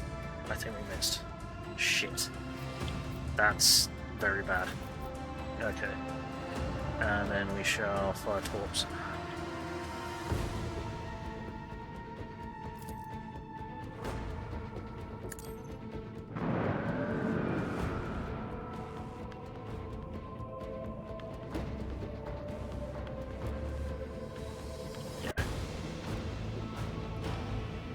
Get up there. Okay. Can we not? Hang on. Oh no, it's mind moving. Oh shit, I drift, don't I? Oh, I forgot that we drift at the end of the turn.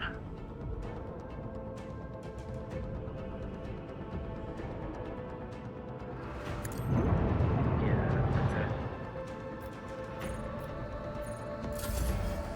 Whoops. Ow. What? Okay.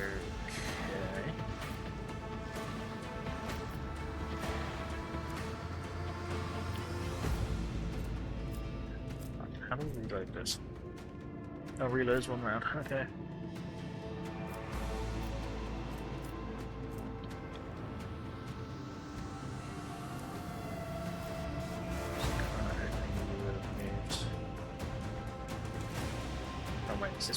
I forget how this works. It's been a long time since we've had a ship fight.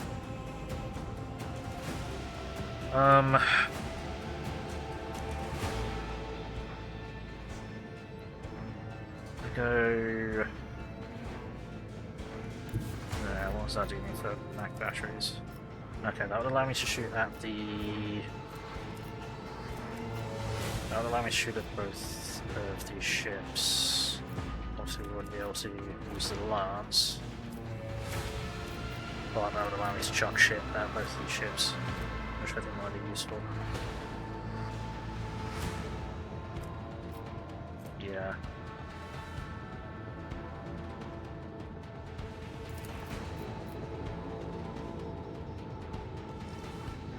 %.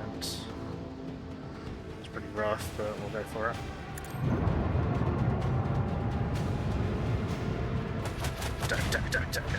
Okay.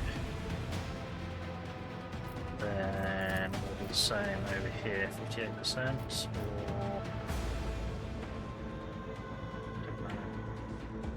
So I think that torpedo's going to be really nasty, but I haven't hit them yet.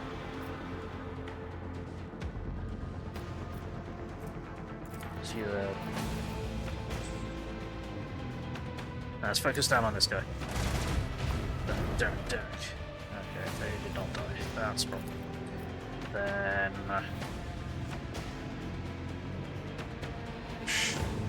right, you know, torpedoes over here. No, I think I'd need to hit the torpedoes twice in order to reduce them by 1. That's a bit... That is counter to what the thing said in the instruction, or whatever. So fire on you. Okay. Then, yeah, portrait ram or beam. Yep, we are done. Now we have to drift.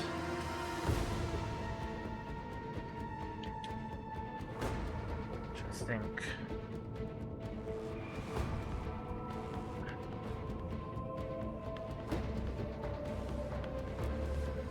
Do we swing around and finish this guy, or do we start hammering this guy? I think we swing around and finish this guy.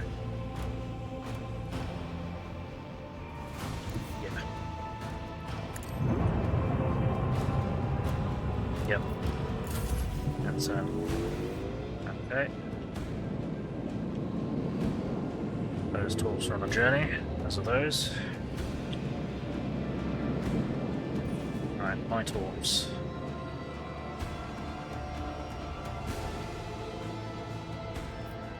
How does this work again? Destination, warhead destination. It has been a long time since I played this. I think if we put our torps there and send them to detonate, then I'll do their damage to these guys. I think that's how this works. I think so.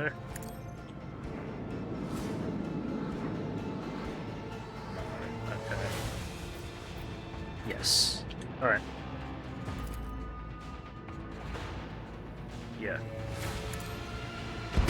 Kaboom! Did we just waste one of them? I think we might have just completely destroyed that.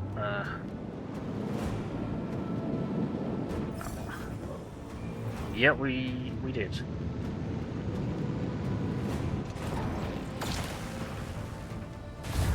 Okay. And I dumped another load of torpedoes. Okay, rude. Okay. Probably want to try and broadside them, I guess. Because that seems to be way more effective than the lance, and obviously gets us 2 shots. Yeah.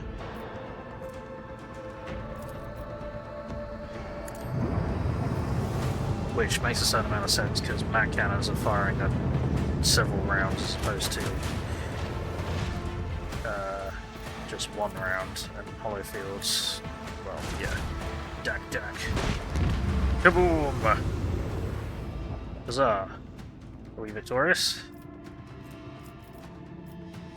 Well, we need to run away from the torpedoes, but still. Yes. Drifts all over there.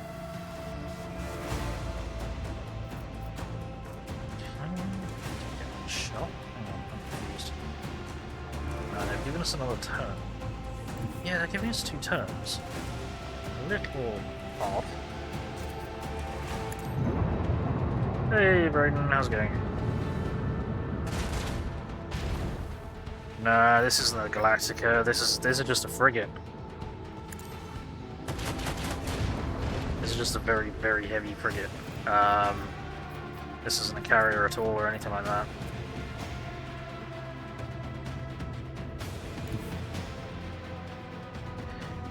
Let's get into there. I think we need to shoot down torpedoes. Yeah, we do. Okay. How you doing, Braden? Good to see you again. Whoops, what was that? Battle's over. I'm victorious. Trophies. Wraithbone fragments. Cool. Okay. Well, I didn't mean to do that, but it works out. Whoops. Still having tech issues. Not fun. That is not good. Well, I'm going to give you another shout out anyway, because I feel like it, and you deserve it, because you're good people. What? Excuse-moi. Alright, let's go check out this planet.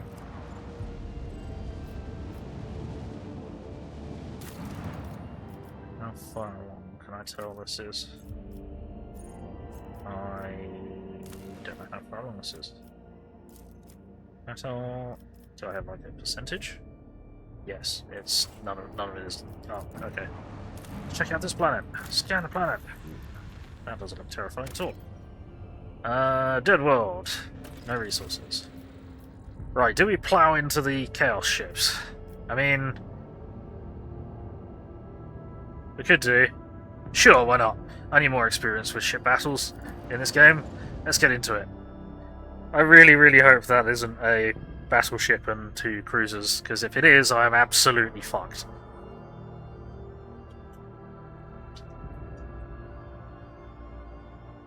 Yeah, this anomalous zone space combat. Sometimes during space combat, you'll see different types of anomalous zones. Any vessel that enters such a zone, even with only part of its hull, will receive specific positive and negative effects. Hover your cursor over the icon to find out more about the zone's strategy. Okay, gas and dust cloud, your flagship is slowed down, dense fog obscures objects, and the zone creates heavy resistance from projectiles, affecting shooting range and accuracy, but conceals your own position, significantly reducing the chance of your ship will be hit. I can't see what's going on, I'm probably nearly dead. Oh yeah, there's 3 Chaos vessels. Beware of asteroid fields. Any vessel caught in these zones suffers damage each round, but if you manage to lure an enemy into this zone, you'll gain the upper hand and make quicker. Thanks, tutorial. Appreciate that. So where the fuck... what am I fighting? Iconoclast. Okay. I feel a lot safer. It's Iconoclast class destroyers. That's fine. We'll be fine. Cool. They're not fucking appropriate to the... Oh, maybe not. Those are melter cannons. That's bad. Melter cannons. Melter macro cannons. Fucking hell. Never mind. This could be really bad.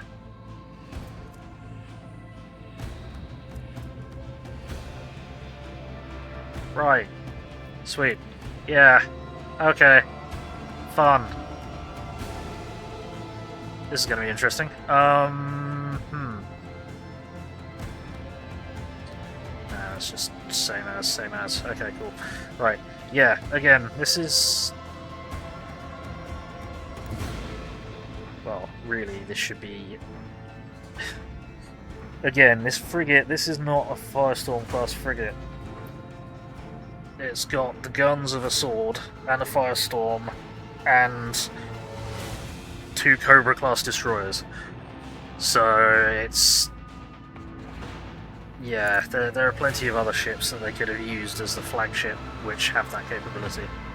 And they didn't. We can't ram because we turned. Right, okay, so what we want to do is... I don't know how shielding works. Stop armor, full shield, yeah, okay. So I think we want to... before we do anything, I want to hit this guy. Blah blah blah blah blah blah blah. What's that done for your shield? Okay, let's take the mount down to 9, which is interesting.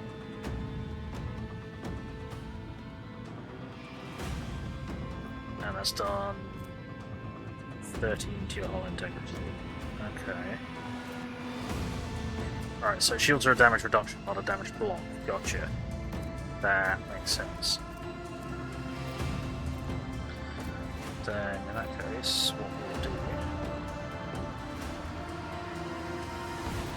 I think what we'll do is we'll hit this guy with the ventral turret.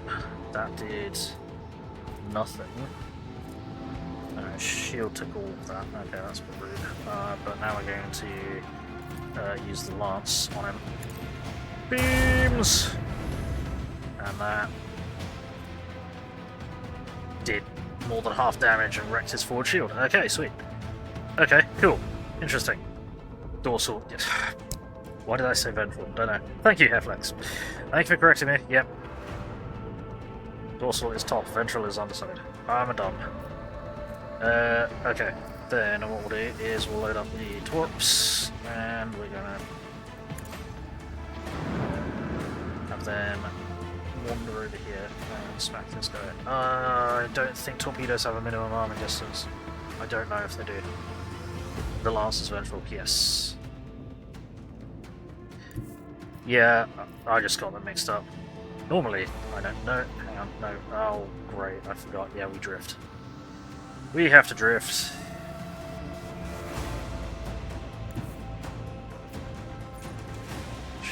No. No, can we stay there? No, we have to drift, yeah. That's what I keep forgetting and not really factoring in. That's going to be a problem. Is that we have to drift. Ow. Ow.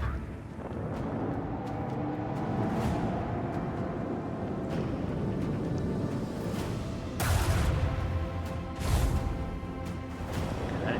Ooh. Yeah, it's bad.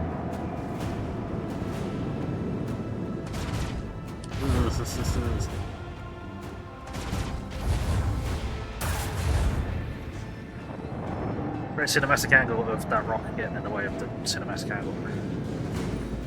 Right. Okay, that was pretty bad. How bad? Okay, we're taking no hull damage. Our starboard shield is buggered. Our forward shield isn't doing great. Cinematic rock, yes.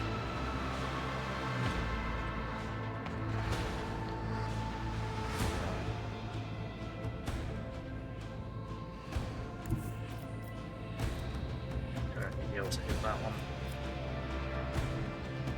Get there. Hit that one as well.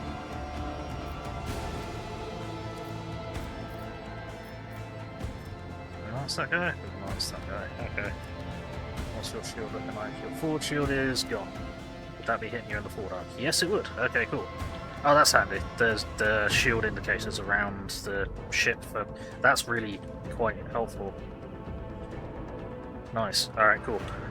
So... yeah, presumably...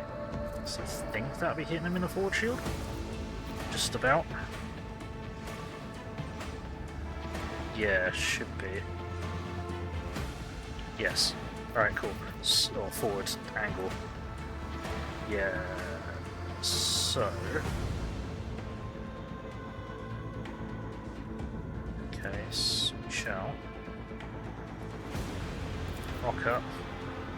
Gonna fire guns at this guy's butt.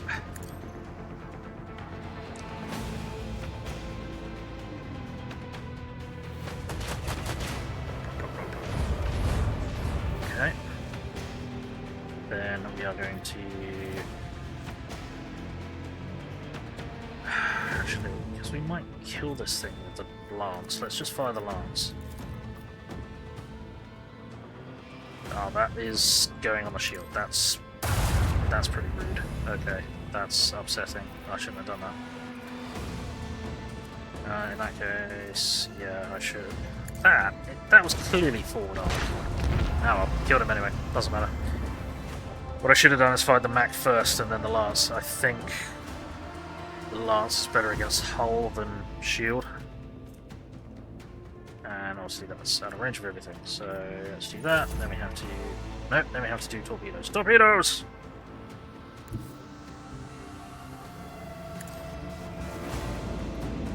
It's not the one I was aiming at, I don't think, but kaboom! Yes, torpedoes. Kaboom! Ah! Fuck! Right.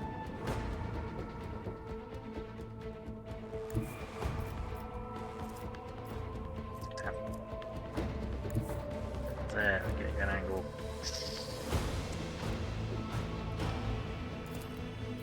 Just. Okay. Can we get... no. Wish we could get longer... well, we can probably get longer range Mac batteries at some point, but we desperately need them. It's time to get my basilisk. Echo 5 notes. The basilisk? I don't think I know that, Mac. Right, yeah, let's rock up there and lance him at the side. That might be side through his shield, the weakened shield. Beams! Pop! Boom! Nice. Okay, we did it. Battle's over. Repairing your ship. Enemy attacks can penetrate your shields and damage your ship's hull. If damage remains after the battle is over, must be repaired. Open the void ship management screen to make repairs. Use scrap to repair your ship and restore its hull integrity. Okay, scrap can be found while exploring star systems, collected after certain space battles, or purchased from merchants affiliated with various factions. Right, that's what scrap's for. Okay, cool. So I've got 48 scrap, we got some unholy amulets. Short range broadside macro cannons dealing 21 damage per shot. Oh, but they're evil though. Upgrade. Okay. Oh, Victor Hero can house 2 LB-10X. The Royal, bloody hell. Okay. Oh no! The flagship can upgrade. Okay, this is gonna complicate it.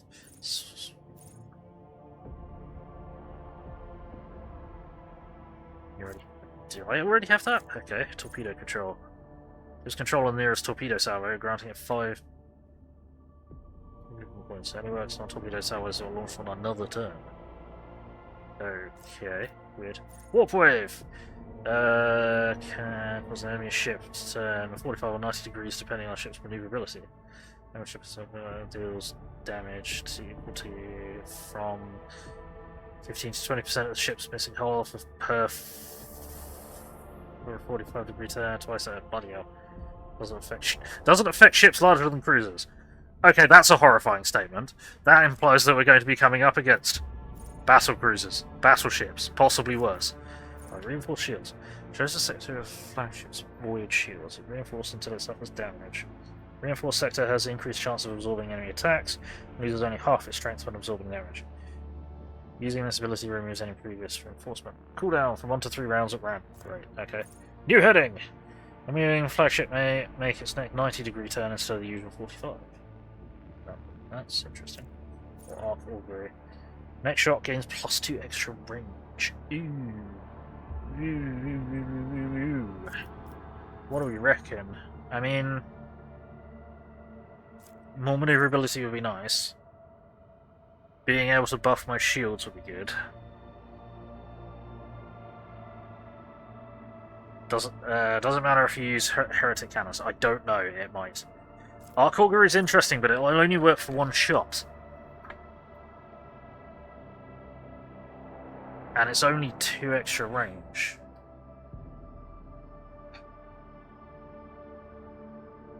Like, the thing I was thinking is if it affected everything, or if it affected... Yeah, I think they're all 0 AP. That's 0 AP, that's 0 AP, that's 0 AP. They're all 0 AP, which is cool. Nice for opening. Yeah, I mean, that would give us the kind of surprise we could fire at more than one target, because they're generally further away than that, but I think I'll get more use out of reinforced shields. Yeah, chosen sector of the flagship's shields is reinforced until it suffers damage. Reinforced sector has increased chance of absorbing enemy attacks, loses only half its strength and absorbing damage. Yeah, I think... Well, I'm a turtle player, I'm a defensive player, we'll do that. Yeah, we'll do that. Wait. We get to choose another one from the same list. Okay. New heading would be nice. Arc augury. While moving the flagship can make its next turn at 90 degrees instead of the usual 45. That would give me a lot more battlefield control. That would give me a lot of battlefield control. I think that would be better than arc augury, because that would allow me to throw my arcs around a lot more aggressively, if I need to, as opposed to, you know, that might take me the extra 2 into range, as opposed to having to set one of my weapons to have an extra 2 range. Yeah, I think new heading. Yeah. Yeah. Abilities. On top of firing weapons, ship combat can use abilities from various ship posts, bloody hell, being occupied by your trusted officers.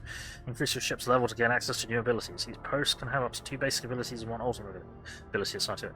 Oh no! Okay, so more shit to pay attention to. Okay. Only one ability from each post can be used per round. Cooldown time before an ability can be used again is determined randomly. It can take up to 3 rounds. That's what I don't like, is the abilities taking 1 to 3 rounds to cooldown randomly. I'd rather it just be, like, fixed. Okay, so... posts. Alright.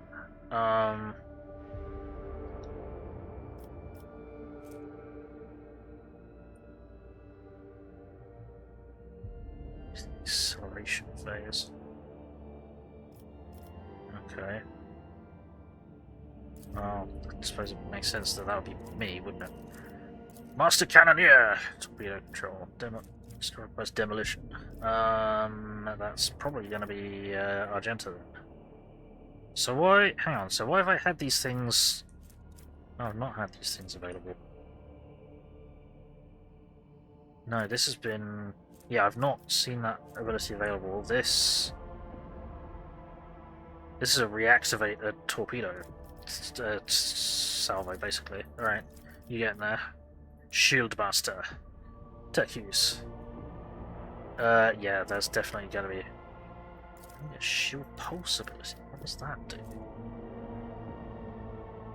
Hit chance 0%. Oh, that's not so great. Overloads the enemy shields, redistributing them with the weakest side facing the flagship. If the enemy has a hollow field, it loses several of its charges. Pulse can also negatively impact other Xenos technology. The overloaded expends 25% of the flagship shields. Ooh, that's unpleasant. That is very unpleasant. Okay. But then... yeah. Okay. But then you don't get that ability as well, do you? No. Alright. Master of Maneuvers. What do we need? Athletics. Yeah, that's that. Well, that'll be Abelard then, won't it?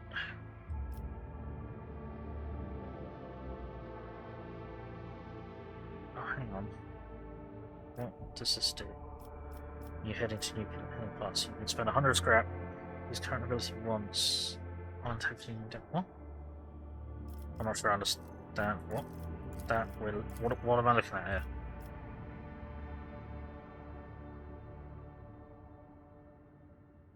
Okay, I can potentially upgrade that, but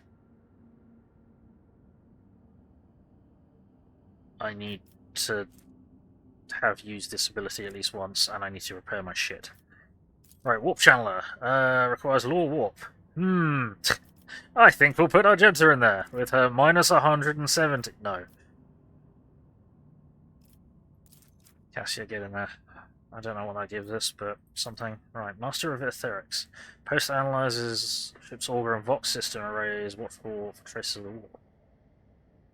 Interesting. Okay. Expeditious reload. Reloads all macro cannons that are fired during the acceleration phase. See, how do we get these? I don't know how we get those abilities.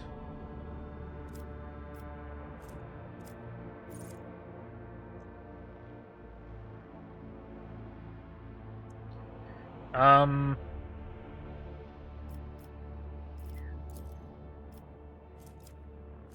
kind of want to... oh, and you can trigger our auger. Wait, do you need to match the ability to the something? Shallow jump. Makes a shallow jump forward in a forward direction.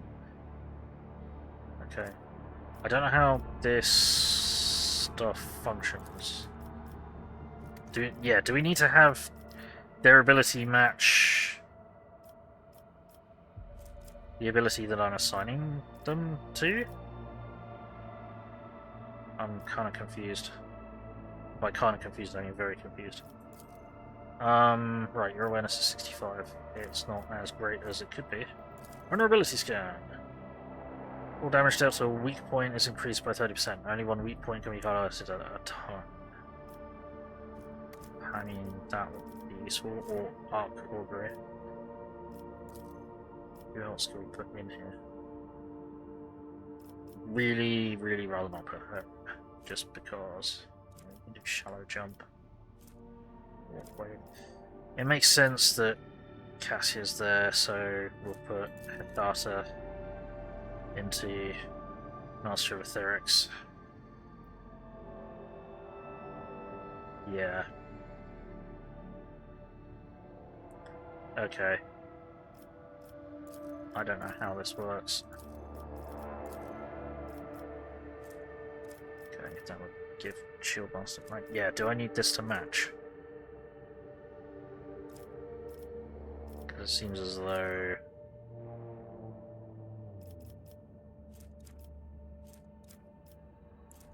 I need the ability to match with what we have available. I don't really understand. I really don't understand. I really do not understand. Fuck. Okay. It's like, why does he have the expeditious reload but only 30 demo? Hey, fan art, fantastic. How's it going?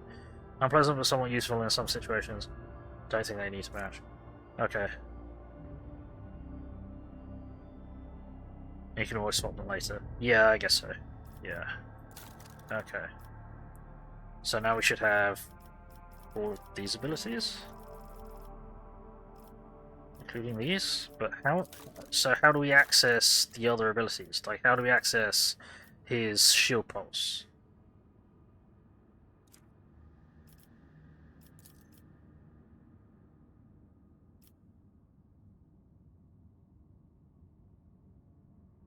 I don't understand this. There's so many things that are not being explained. I think they show up in combat as buttons. Yeah, okay. Upgrade around. No, we need to repair our shit. Yeah. Fix our shit. 23 for 18, sure. Yay, we're intact again. 192, okay. Right, okay, right.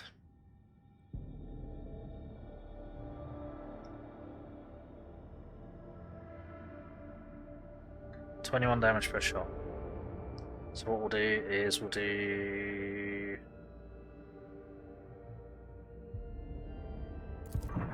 put these in a starboard side. So we've got a favour attacking from the starboard side, from the right. Okay. And... well, there's literally no negative for that, so I may as well chuck this in cargo. There's no negative for having the Stygies pattern max. So yeah, I'll chuck that in cargo. Okay.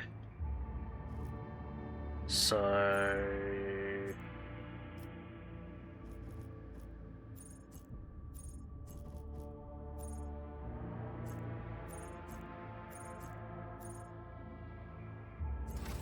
cool. Okay, interesting. Very interesting. I need to not be quite so nervous about space fights, because we are early game. And...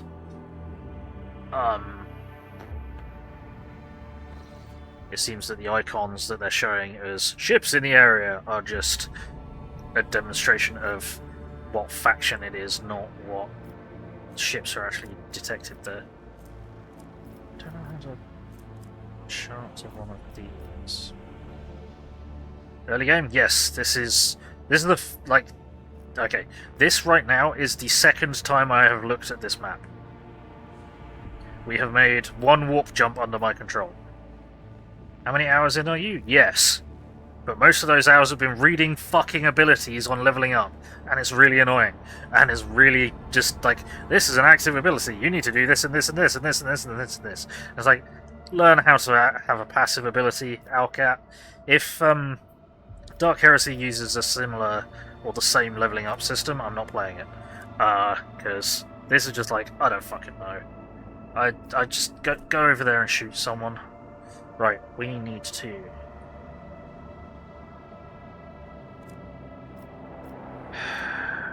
I'd like to start bouncing between these. I don't know what benefits or losses or problems I'll get if I start exploring less you know, other locations. Right, let's try and chart a location, chart a course. We got a very hostile course going to the Cradle of Kipri. Let's never fucking go there. Excuse me. Alright, dunce cap. Sounds about right for a game like this. Yeah, it's just they ran off into the sunset of, hey, this would be a cool idea, this would be a cool idea, this would be a cool idea, and then seemingly never sat down and played through it and realised, I have no idea what all of my abilities do, and I just want to go over there and shoot that person. Or I want Abelard to go over there and smack that person. That's all I care about. And, you know, I won't say I'm a min-maxer, I'm a little bit of a power gamer, but there's just so many fucking abilities that it's just a case of, like, I want to use my AP to smack the enemy. Can I do that, please? It's just excessive. Right, do we care about making this safer? Or are we gonna risk it? Are we gonna risk it for a biscuit? Good push, yeah. Or we could hop over here, see what's over here. I don't think we're necessarily on a time limit. So let's hop over here.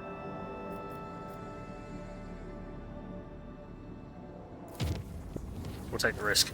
Uh-oh. I wish to inform you that the sacred rituals addressed to the spirit of the ship have been performed. The tech liturgy and the rite of the machine blessing ended with the data meditation in order to comprehend the nature of the miracles sent down to us by the Omnissiah. Acquisitions of sacred knowledge has not been recorded. Okay. How the spirit of the void ship was able to call upon the power of the machine god and activate the warp drive remains unknown. Yet, during my meditative ritual, the Omnissiah gave me an equally valuable revelation. The sacred spirit that lives in the bowels of the ship's mechanisms differs from other analogous forms. The spirit holds a unique power that cannot be called anything less than a blessing of the machine god. Okay. So, what does this mean?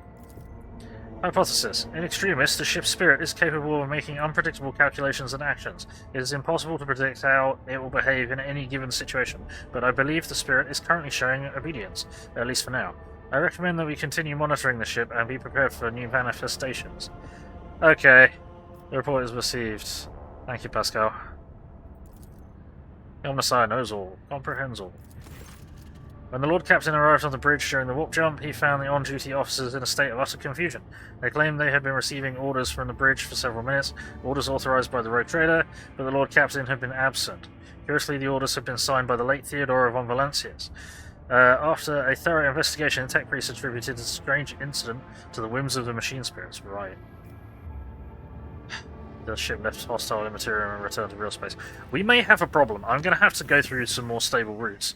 Because, yeah, I'm not sure Theodora is perhaps as dead as we think she is.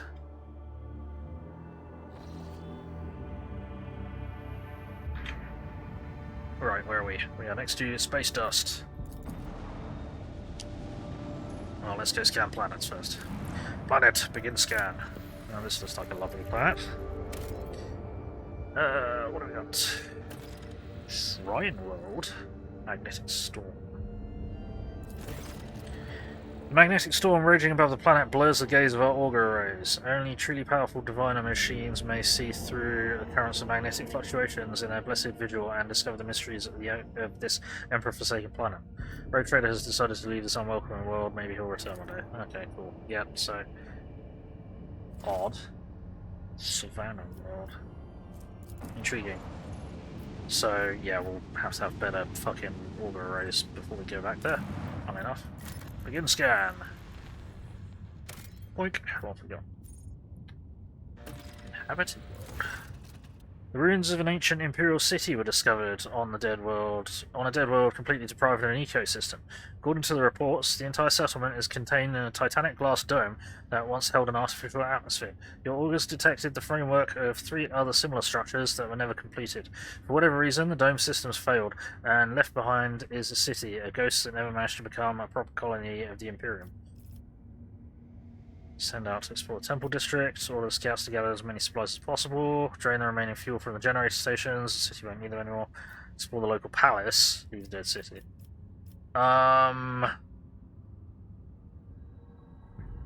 Supplies.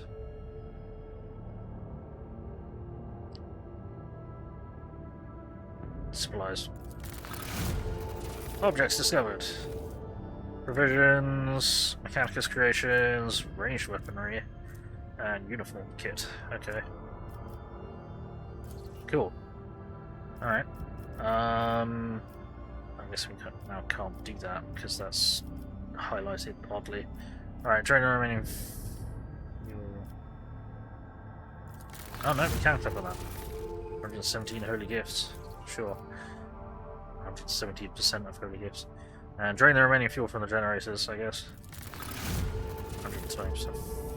Cool. Explore the local palace. A lavishly decorated estate of the local ruler towers over rows of featureless bunkhouses. Several explorers perished from the cleverly hidden tripwires in the courtyard, but after losing their companions, the team easily disarmed the remaining traps in the estate. Anything of value has been promptly delivered to the rogue trader's vessel. Lord Captain was even given an exquisite sword found in a secret cache that once belonged to the mansion's owner. Ghost sword. Ghost sword! Okay, Eldar sword, cool. 12 18 damage. Yeah. And we gain 1 profit factor. Fantastic. Leave the dead city. Alright. Interesting. Power sword this early. Well, I can't use it because no one's got Eldar weapon training other than fucking Jay, and I'm not taking Jay because I can't be bothered to level her up. Axe, I say. The fucking Abelard's got a thunder hammer, so you know. Right, extraction. What do we got? More plasteel. Do we want more plasteel? Only 2. Or is that what it's extracting at the moment, and that's what it... I'm looking at here for it. Yeah, okay, that doesn't help. So, if I put one of these down, that'll increase it by something. Is that right? Sure. Okay, no, that only produces 2. That was a waste. I shouldn't have done that. Okay. Well, done now. Actually, can we... There's not a... Yeah, there's not a colony here, it's just the automated thingamabob. Alright, let's check out the space dust.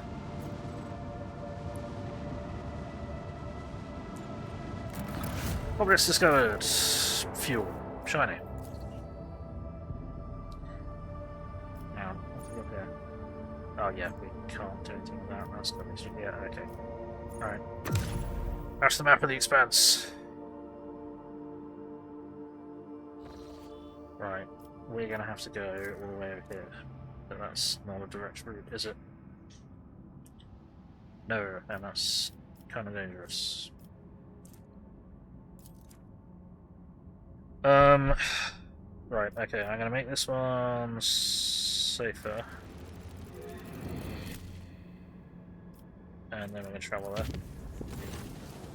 Permission to report, Lord Captain. I keep receiving messages about strange behaviours in certain ship systems. All decks report uncontrollable opening and closing of doors, gates, and airlocks. Oh shit. They behave erratically and do not obey the operator's commands. Regrettably, this has led to casualties among the crew. Attack priests have explained that these phenomena are being caused by the machine spirit's irascibility and have spent hours chanting litanies to soothe their anger. Unfortunately, many crew members were badly injured before the prayers could stabilise the systems. Seriously? Shit. Okay, well that's not great. Alright, then we'll go here, and I'm going to... I'm going to make it safer. I'm not feeling the risk on this one. So I'll make the jump. Lord Captain, I hasten to report the disturbing news brought to me by machine spirits to the ship. The matter is extremely delicate and concerns Lady Cassia. You see, since her first day aboard, her presence has been a disturbance to the crew's way of life. If you'll allow, I've prepared a detailed report. Okay. Slash through on him. Deliver your report. First incident occurred immediately after our departure from WH40k. The Lady Navigator chastised one of the ship's runners, after which he went into his living quarters, killed his family, and then shot himself. Oh dear. The second incident was noted while traversing the warp. The Lady Navigator gave pilots wrong instructions and the void ship was thrown off course for a matter of minutes, but this was enough for the forces of the Imperium to anger the machine spirits, enough for them to start a fire in the service bay. Okay. After that, officers living near Lady Navigator's quarters began to express extreme emotions: hysteria, apathy, euphoria, rage. This is quite detrimental to crew morale and performance.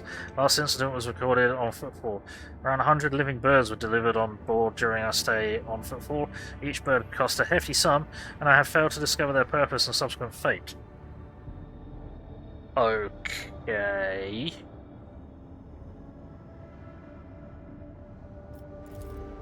I was also told about conflict between Lady Navigator and Seneschal and the Seneschal. Alas, with no details. If you'd like, you can ask Master Viserion directly. Things are even worse with Jay Hidari. I intercepted a vox cast that she promised she would, and I quote, end the Casca if she ever saw her again. Okay. If I may, Lord Captain, the Lady Navigator's state of mind worries me. She is self-contained and does not mesh with the crew at all, which is why everyone avoids her. Even senior officers can be superstitious. I fear that only you are in a position to talk to her on equal footing and improve the situation. For the sake of the crew's safety and that of Lady Cassia herself. Bugger. Okay. Yeah.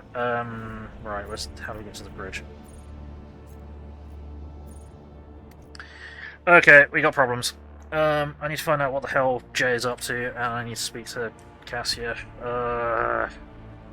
Fuck. I mean, I know she's like a super highborn noble, and has basically never been out of her fucking space station for her entire life. So I expected there to be problems, but multiple casualties was not what I expected. Right, Jay, the fuck? May the Exalted One protect you. Have you grown bored without our little talk, Shireen? Jay flashes you a welcoming smile, rolling a coin across the knuckles of her augmented fingers.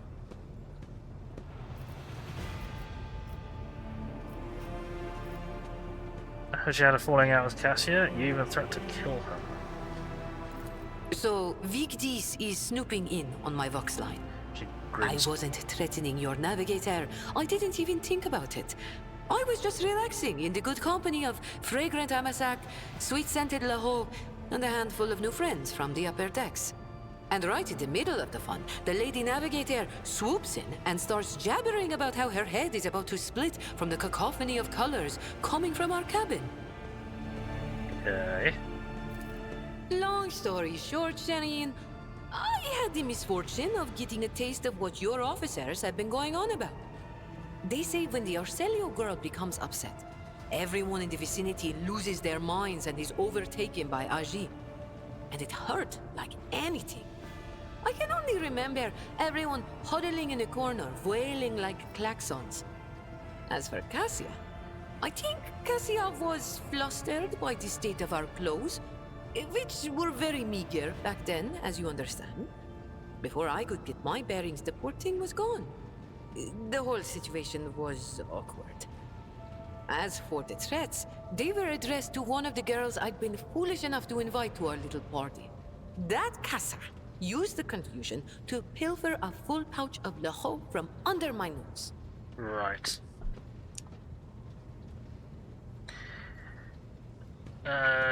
She say anything starting with a K sound because she emphasizes it so much. Yeah. Right. Okay.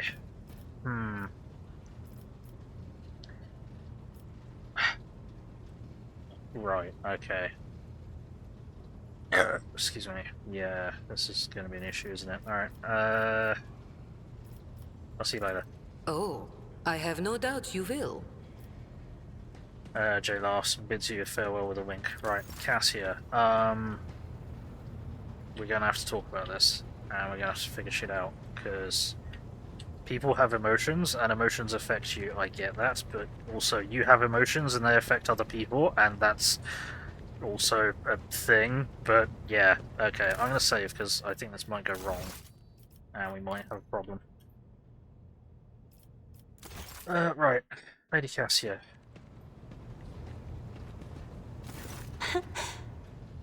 Words cannot describe how boring the bridge is without our stimulating conversations. Right. I've heard rumors you're not getting along well with the crew. Oh shit. Panic flashes in her ruby red eyes and your heart starts beating a little faster while your hands go cold. Whoops. Not here. I'm begging you. Okay. Aren't noblemen supposed to discuss such things away from the servants? Alright. Well, Pat has succeeded. Cool. Let's go to my study. Yeah, let's go to my study. No one will disturb us there. Then lead the way, and I will answer all of your questions. Okay. Come to my bedchambers, my lady. Right. What is it you wanted to talk about, Lord Captain? I have nothing to say to your unfounded accusations about my conflicts with the crew. I cannot recall my having a single quarrel with any of your people during my entire time aboard.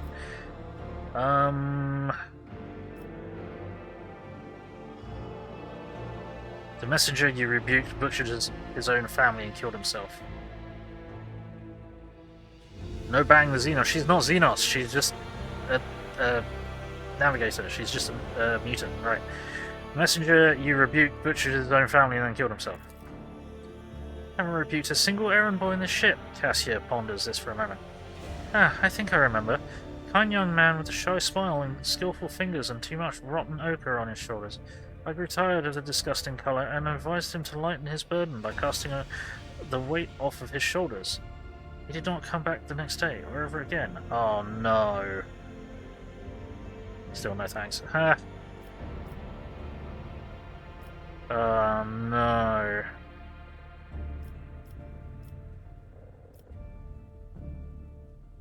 You must have had quite the falling out with Jay if she's threatening to kill you. I'm not sure I believe Jay's explanation as to who she's gonna... Yeah, just pilfering a... Bang the mutant!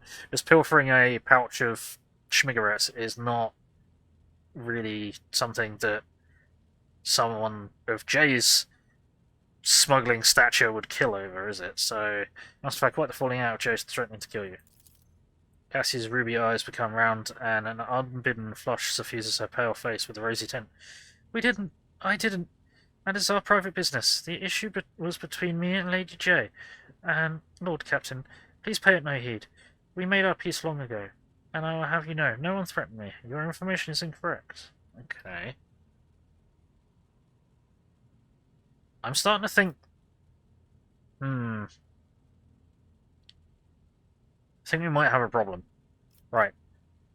Yeah, I think we might have a very serious problem. I don't think she's well. During the warp voyage, you gave the wrong orders, which led to the vessel shifting off course and the service bay being destroyed. I saw something in the warp.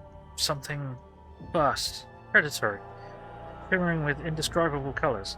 It came from nowhere and stared at the ship with hundreds of hungry eyes, right there in our path. I decided to change the course while it was still possible, but did not want to so panic. Would it have been better to tell the crew we were heading straight into a monster's gaping maw? No, that's fair. I thought that was... something like that was the case, and that's reasonable. The officers are reluctant to be quartered next to your chambers because of the constant emotional outbursts it causes them. Some even maim themselves on others. I already told you, I cannot control my abilities.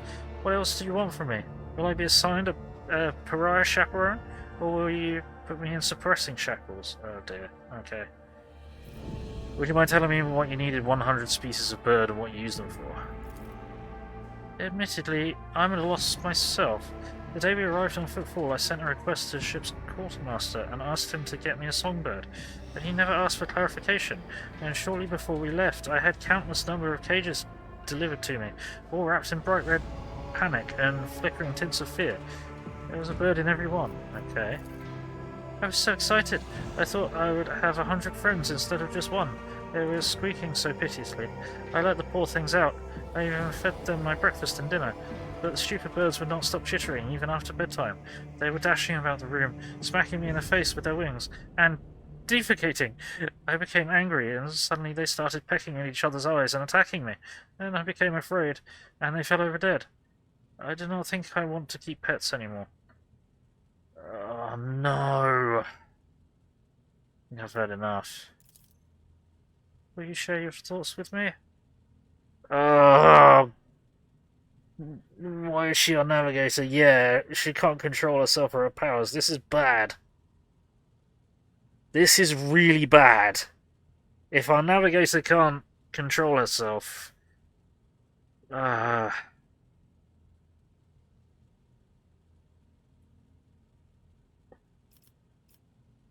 Right. Crew has good reason to fear you truly are a monster. From now on, I forbid you to leave your chambers unless absolutely necessary. No. You have a kind soul, but difficulty reaching out to people. I could teach you the art of communication if you like. Possible. You've done terrible things, but I would not presume to lecture a person of noble blood. Warriors dog your steps. We will find a way to defeat them, I promise. Everyone who's dared to slander you will be punished. There's nothing reprehensible about your actions. Surely this won't be a problem whatsoever. Ha! Ah, it's going to fly into the sun. Yeah, probably the sun that got dragged into the warp. Warriors dog your steps. We'll find a way to defeat them, I promise.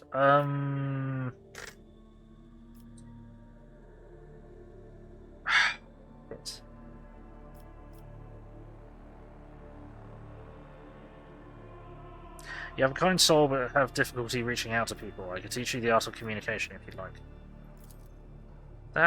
That would be wonderful. My education on year Act 5 was cut short, but I had realized by then that the wisdom of books is a poor substitute for the wisdom of experience. Very well, since we are done with this misunderstanding, I would like to change the subject. It would only be fair for me to ask you a few questions now, wouldn't it? Cassia hesitates and continues in a less confident tone. Do not mistake me, I am not going to accuse you of anything. It's just that you are the most worthy interlocutor on the entire ship, and you're always so busy. What would you like to ask? I read a treatise by Pacius de Mobius very recently. He claimed that subjects would never believe their new ruler was better than the old one unless the old one had been a tyrant. No matter the circumstances, the lowborn rabble become deluded, and their prospects about their prospects and rebel in favour of their base desires. What do you make of that? Okay. Your interpretation of the classical text is not entirely correct. If the subjects have grown accustomed to the ruling house, all the sovereign must do is refrain from breaching long-standing traditions, adjust unwanted laws as gradually as you would shift the bed of a flooded river, and no one will ever take power from you. On the contrary, the loyalty of the subjects can be bought at a pittance. Lower tax, throw them festival, feed the needy. A gracious gesture once every cycle will exalt you in the eyes of the rabble, as if it were his own blessing. Right, persuasion. It's always been my opinion the subjects expect two things from their sovereign: to abuse power and to bless their babies. Succeed at both, and boring essays become unnecessary. Okay. Forgive my temerity, Lady Cassia. I was looking into your eyes and completely forgot your question. Ooh.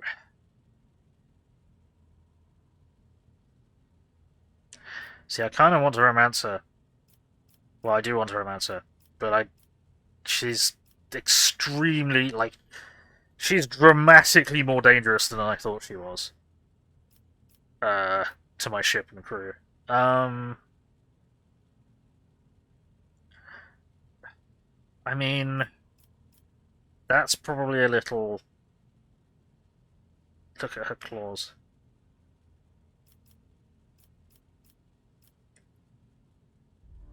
She'll flay you during coitus. Well, you know, if she's going to be a mantis, it's you know, if she's into some things, you know,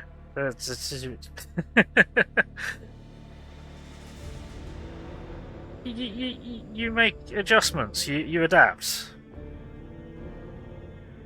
Right. Yeah, your interpretation of this classic text is not entirely correct.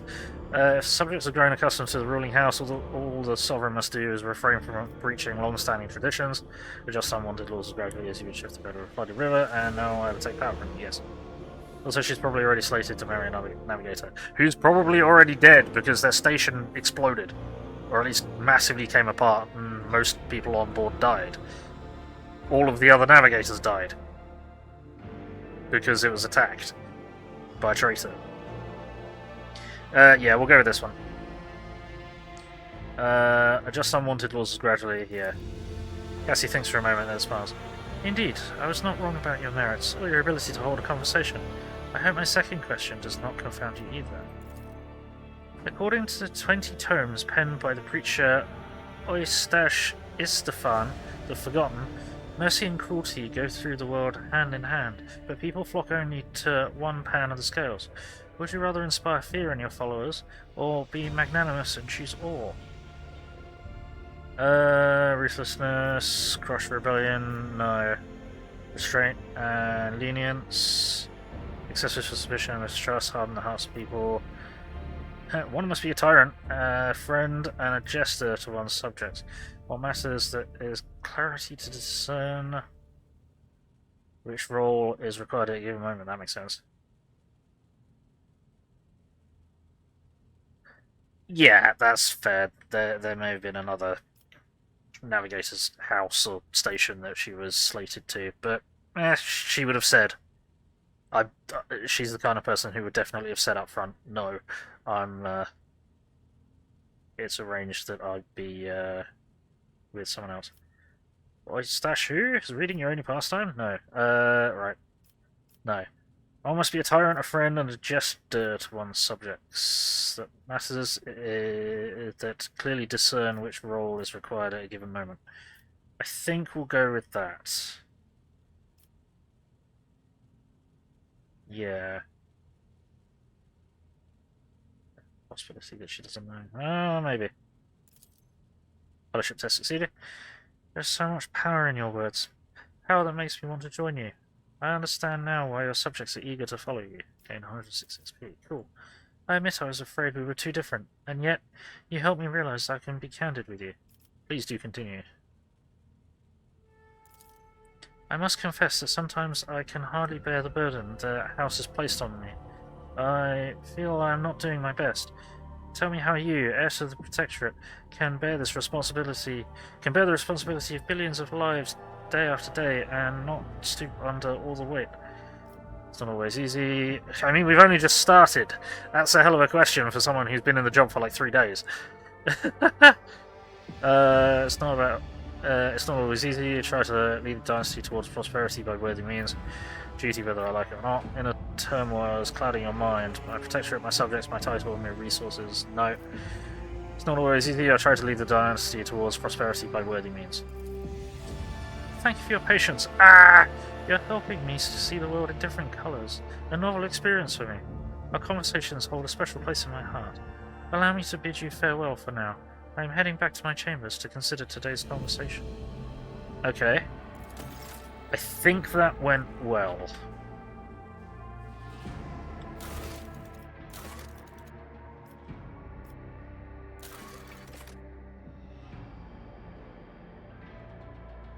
Hang on. I think we do not have that.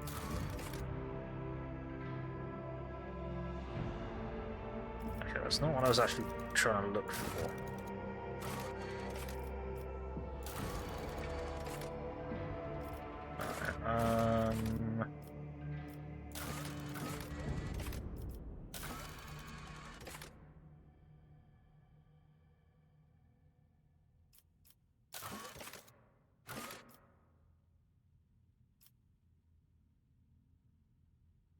You know, Sister of Battle is our only waifu. She's too pious for me.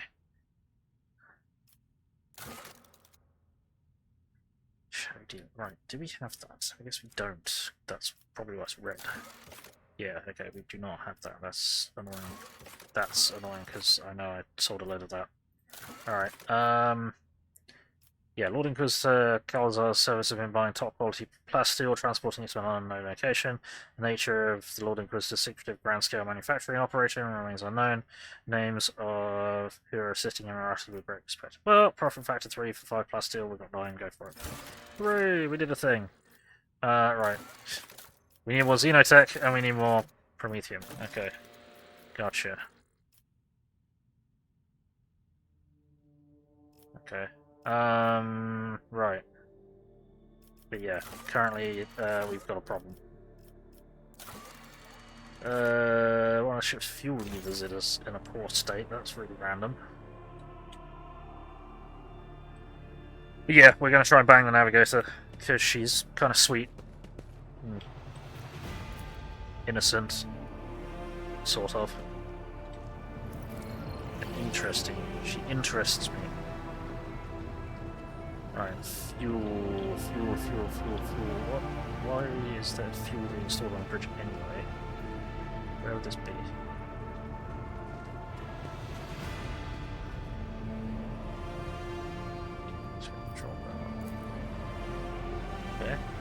don't know what this is going to be. It's probably going to blow something up. I'm actually going to save.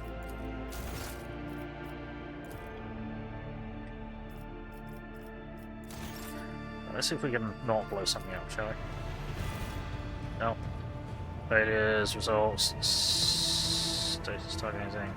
No failures detected, system operational. Whoopie-doo. Okay, did I fix it then? Or did I break it? No, I just broke it.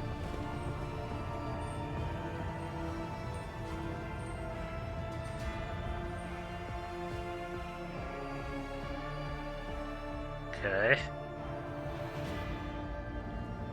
I'm not sure what I just did, but I think I fixed it. Ship's Vox system is in need of calibration. Shit. Okay. Isn't this, like, that fuel pump thing and this shit? The fucking Vox Master should be able to fix the Vox without my intervention. That's unnecessary. Alright, Vigis, what's up? When you approach, Vigis pulls away from fine-tuning another Vox and bows ahead. Lord Captain, the ship informed me of our imminent meeting. Okay.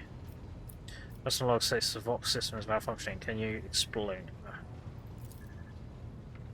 Lord Captain, the Vox Master is caught off guard by a question. It takes her a moment to find her words. The Vox system is functioning as expected, and no communication problems have been reported by any of the crew. Please allow me to check the system's calibration settings in your presence to alleviate any concerns you may have about its performance. Voxmaster's thin fingers dart between hundreds of wires and cables on the control panel. Flipping switches and turning dials, she issues commands and methodically checks the lines of communication with the crew on every deck. At last, accompanied by the sound of static, crackling of the Vox, and the flickering of signaling lights, the dance of her hands concludes. All finished, Lord Captain. No issues detected. The system is working as expected. She studies your face and awaits your response. Thank you for your service, Mistress Tolliman.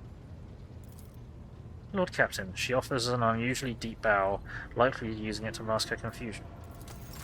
Right, why was I told to do that if there wasn't a problem?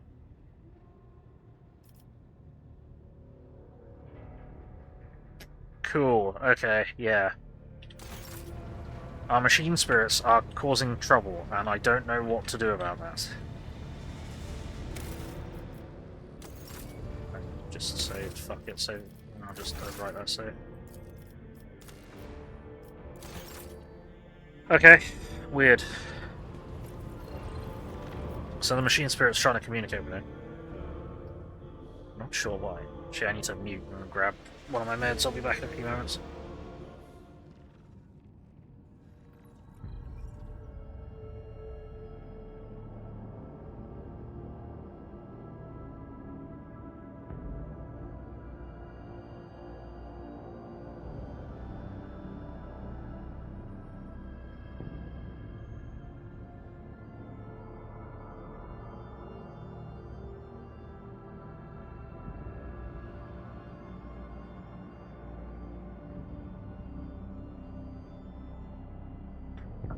Okay, right, sorry about that.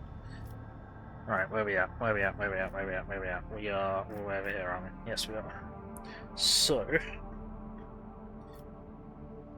right, we haven't actually visited this place, we've just turned up.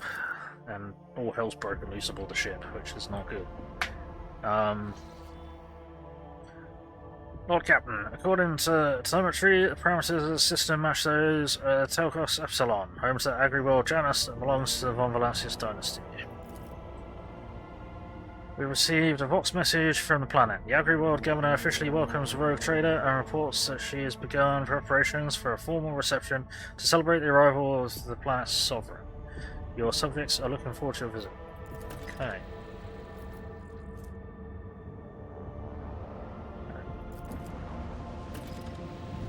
Let's get scanning. Scan the gas giant.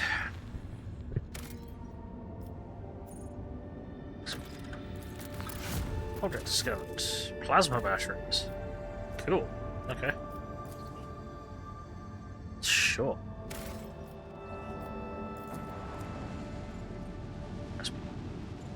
That might be long enough for a random event to happen.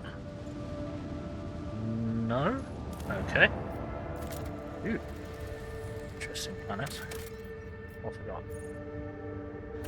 Lady Theodora love frozen. Why do they keep disappearing so quickly? Right, I don't think we did just dump one for 2.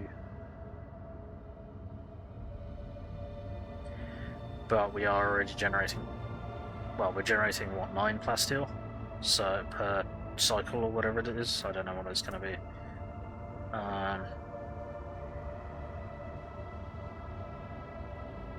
Yeah. I think we'll pass on that for now. Discover resources, plasteel. Oh, here we go. Lady Theodora loved frozen worlds. I never did discover the reason why, but the Lord Captain never missed a chance to visit such a planet. Even on the slightest pretext. Huh. Whoops. Oh, I misclicked. Janus! Time to scan us. Hey look, the mission thing. Governor Viat's estate. I think we might just take the usual crew.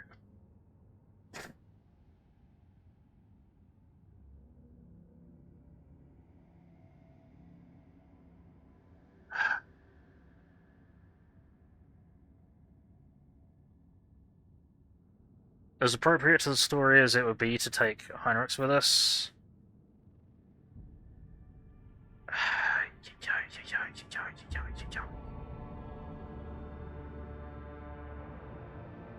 In fact, I think it might be more appropriate to take... No. Alright, we need tech, we need law warp, we need demolitions. Got awareness. I really like my shotgunner. I really do. She's so good. It's so funny. It's so broken. But I think we're going to have to chuck in Heinrix. Which is a shame.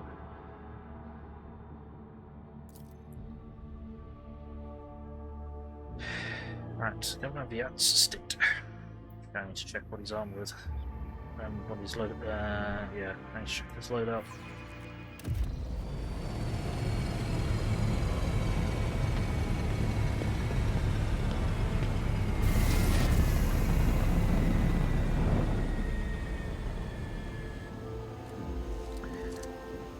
Oh, that's not good.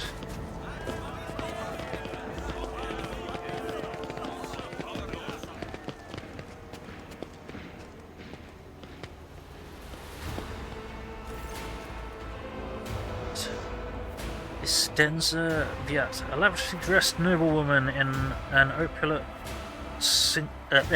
opulent silk gown, watches you with an expectant air, but then gracefully bows her head. Gem-encrusted implants protrude from her arms and neck. I welcome you on behalf of the noble house Viat Ab Aram. My name is Vistenza Janus Viat Ab Aram af Coronas. By the grace of the Emperor and the will of the rogue trader Theodora von Valancius, I serve as Planetary Governor and Imperial Commander-in-Chief of this world. Vistenza Viat raises her head slightly. Turns to Avalad. And greetings to you, noble Vesarian. It has been years since your last visit to Janus. I am glad to see you again. It's a good sign when a rogue trader seneschal does not visit the subject planet for a long time. Isn't that correct, Lady Viat?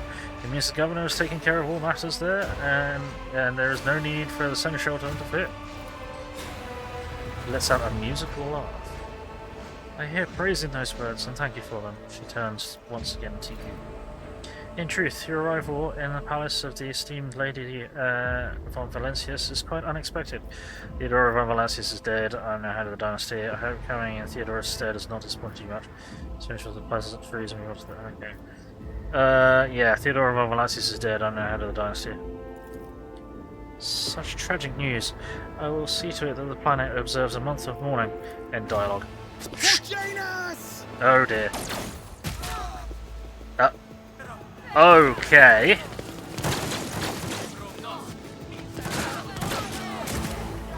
I see.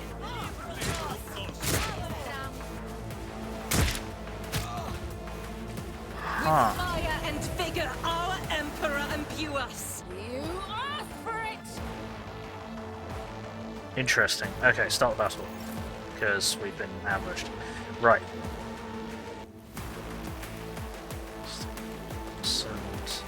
So, the Eldar sniper sniped the would-be murderer. I would say assassin, but that was definitely not how you conduct an assassination. that was how you conduct a mugging. Right. I don't know how we're gonna do this. I don't think I can even set up a battlefield because it's too fucking dangerous. We're in too much of a mess. Yeah, I'm not sure how we can set up a battlefield here. I can run away. What we could do is... how's this work again? 7% armor, can't be penetrated. Yes, okay. But then you're the only one that can really get into that cover, aren't you? So another closer cover. Sort of. Not really. What we might do is we might set...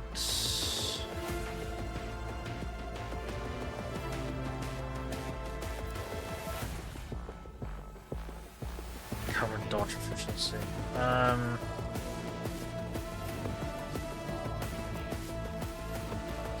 13% down range attacks can plus them, so penetrating plus them.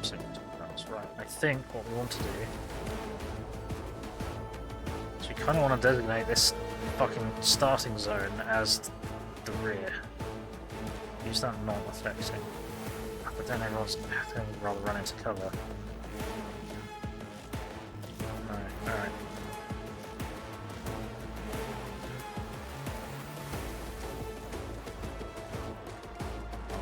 In front line, get a burst to armor, all enemies suffer some damage from insults.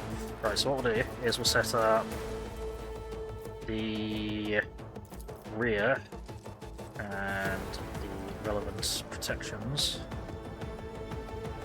We'll call that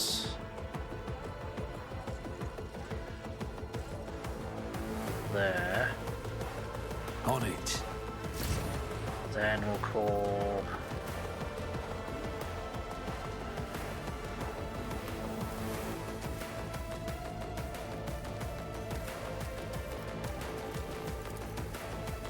this the front line, so anyone who can't get into cover this turn can at least conduct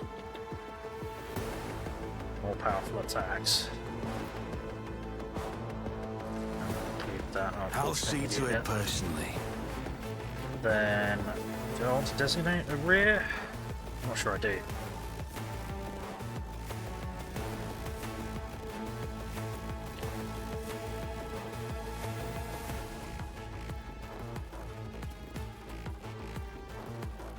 No, we can do that later. Right. So, first up. Is anyone in Sister Argent's kind of burst range? Not really. So, I think we might want to ready rocket-propelled Abelard. Yeah, let's bring up Abelard. So,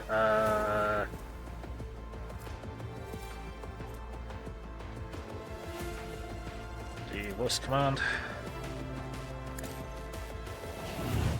Then... does that do anything? Also gains 6 temporary wounds. I'm not sure I need that.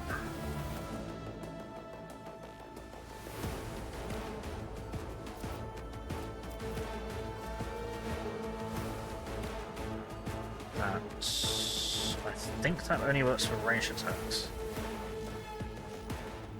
Or ignore the enemy block and dodge. No, that must be melee as well. Additionally, damage from this attack cannot be reduced by 50%. Okay. So, yeah. I'll make it happen. Then we'll give you 2 AP, which will allow you to. There's only these 3. Nope. Nope. Nope. Nope.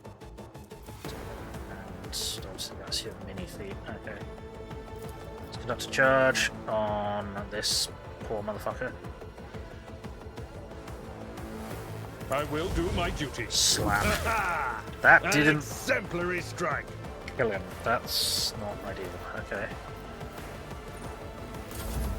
That's not great. Now I'm going to get into cover.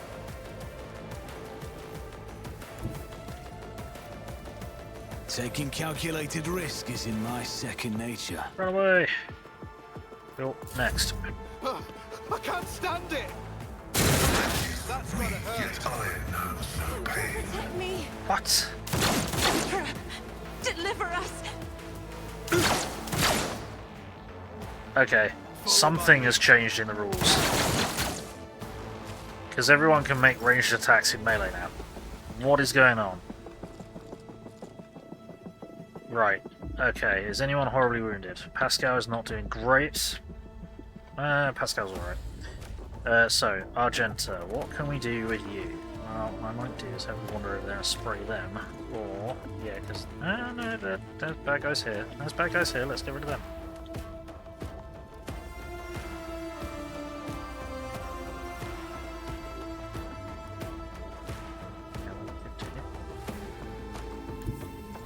Set up a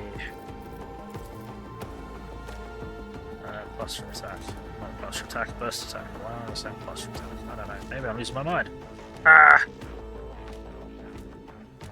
It's not good odds to hit. I think we probably want more shots.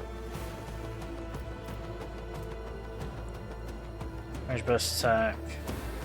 Base rate fire doubled, but yeah, 25% less damage, that's fine.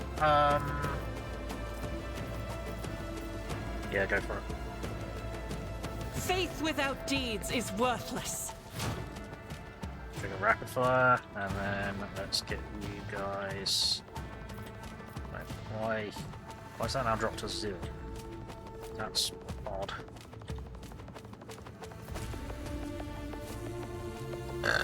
Okay. Go for it.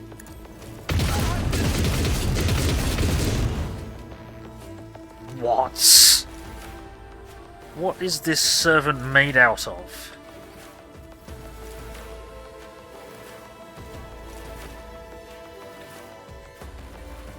What the hell? I'll do it.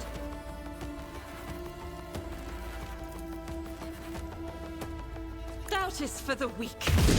Ah, that's a pain. What is this servant made out of? He took like fucking 4 shots.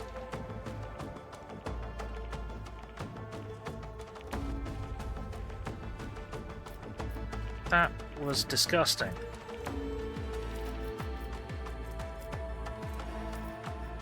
Alright, well, that's you done. Quick! Damage to bulk. Can you stop fucking shooting us, please? I won't go down easy. Also, this is an RPG. Yeah, but they're chod servants. By the guys who made the Pathfinder games. Yes. So they should understand what a chod servant is. This should be like a 2-minute encounter. I never actually played the Pathfinder PC games. I played the Pathfinder tabletop. Shot was made by Sister of Battle is obviously spray, right? Yeah. Right, okay.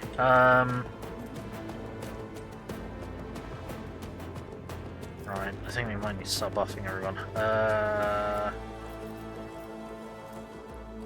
Stores 9 wounds to the target. On my lead. Vanguard otherwise doing plus 16% damage on armor penetration against enemies in T-Sport. Yeah, okay, later. Shield of the Emperor takes 1. Will damage the Veil though. So deflection by 1 and armor 13. I think it'd be worth doing that because these guys are being heinously tough. That's one action point, that's another action point, then we can charge someone. Charge you, that will still affect a decent number of people, so yeah. Plus to resolve. That's not going to damage the veil. Oh, hang on. Isn't it just around? Oh, okay. It's not just around you. Let's see to it. We're going to do that. Then we're going to toughen everyone up. So, all allies affected by Word of the Emperor increase their deflection by 1, and armor by 14%. Naturally. Damage the Veil, but seemingly didn't do all that much, so that's okay. And then you can charge this motherfucker. Let's see to it. Chop. Okay. Oh, the PC games are also spongy, which just get tedious. Oh no. Hey Kailash, how's it going? You just got to footfall. Fair enough. We've looked at a few planets other than after leaving footfall. This is Janus, the agri world that will be talked about, but we've only just landed there. So beware of spoilers.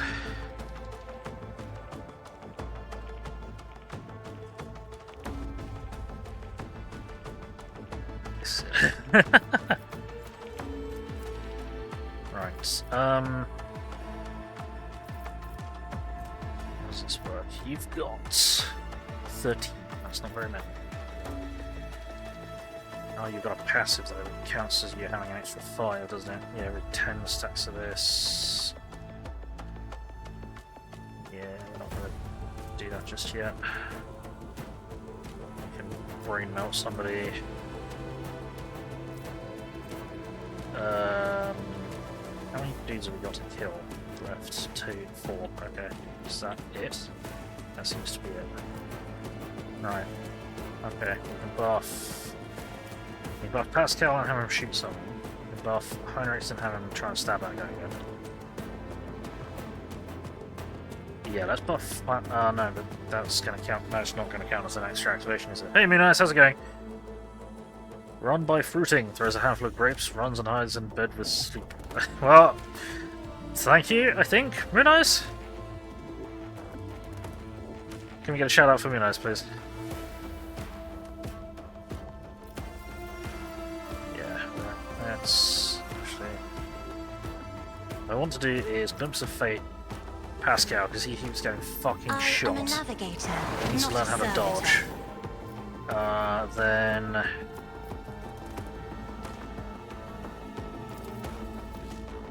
We're gonna try and brain melt this guy. Are we gonna try and brain melt that guy? We're gonna try and brain melt that guy.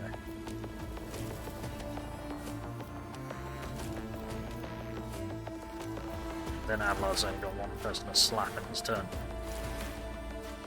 Try and brain melt this. That's not gonna kill him. If we try and brain melt that guy, then he can charge. Then, yeah. Isn't this a job for the... Splat. There we go, perfect. Right, now. Oh shit, we only got too much of this. Yeah, I should have voiced a command with this guy. Alright, right, your turn. Charge! Chop! Okay. And turn. And turn. Abelard! It's smashing time. Smashing of the bad guys. Right, how do we...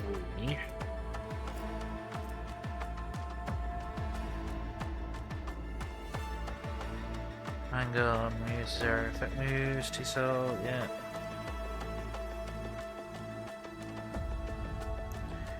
It's 20% damage plus 20% armor benefit.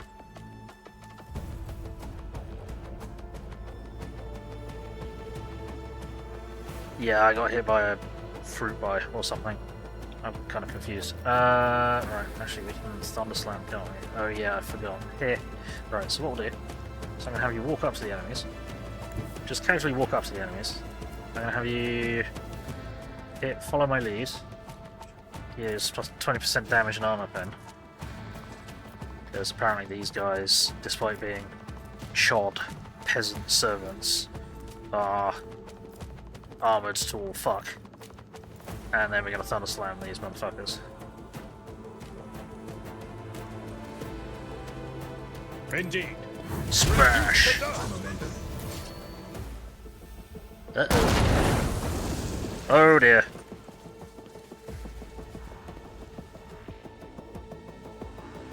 Yep, I thought there'd be more. That's a lot more though. Oh.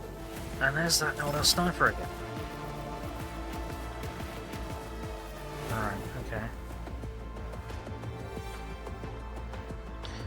Now here's the thing. I can potentially get Abelard over there and have him start smacking stuff. Diversionist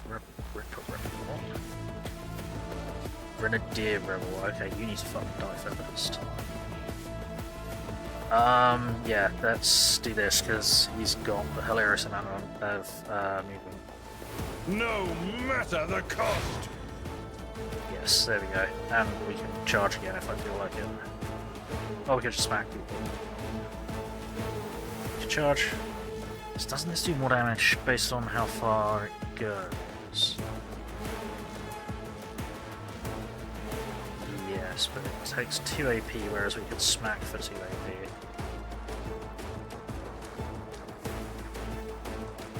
Yeah, let's rock up and just start smashing.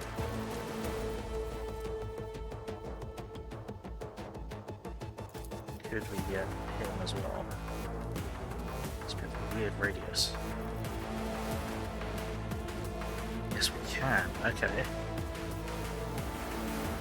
That's kind of funny. Well, that's 2 actions. But that is 2 actions hitting on 2 different targets.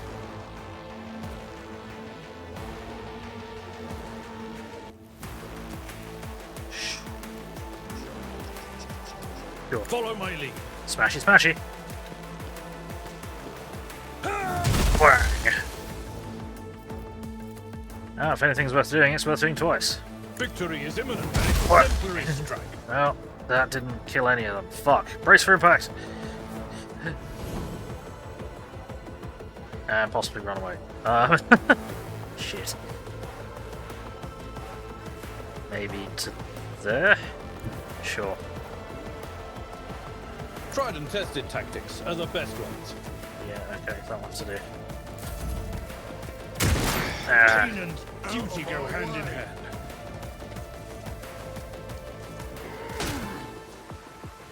Okay. That's a problem. That was clever. Here we go. Okay. Dodge. Okay. So far that gas grenade has done more damage to the enemy than anyone else. Ow. Let's get to it. Okay, so far that gas grenade has been a great boon to me. Let's make it quick. Go on, into the gas. No? Okay. Stun grenade. Let's Oh, get to it. no. Okay, that's more of a problem. Cool. Yeah, now we can't fucking reactivate Abelard killing. Yes we can. We will be able to. Right. Pascal, panic. We're in trouble. Badness is happening. Yeah, very, very bad. Much bad, much not good. Okay. Might do is have you wander over there, and could we possibly snipe him? Oh, we can't. Yeah, you've got a plasma gun, haven't you? I forgot. Whoops.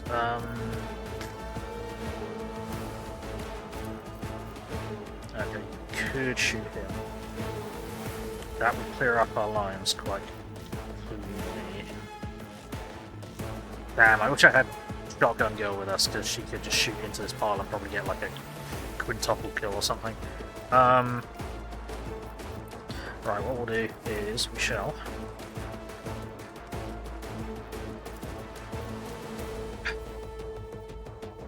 mark this guy's prey just for now. Then we're going to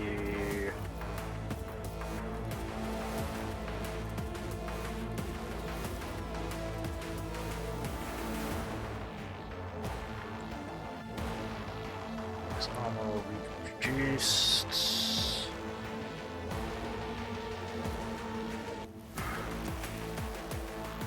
One, two, three, four. Okay, yeah, we can do this. So we're going to coal them all. Then we're going to analyze this idiot. Your Messiah knows all, comprehends We're all. going to expose weakness on this idiot. And then we're going to shoot him with a plasma gun. There we go. Cool. Next, we're going to put prey on someone just to get bonuses. Sharpshooter rebel? Maybe that. Request denied. Oh, you need line of sight. Never mind then. Never mind. Alright, you're done. My go, I'm stunned. Fuck. Let's get brace yourself, Abelard. Oh shit. Abelard's getting cut apart. I've suffered worse. Break them all!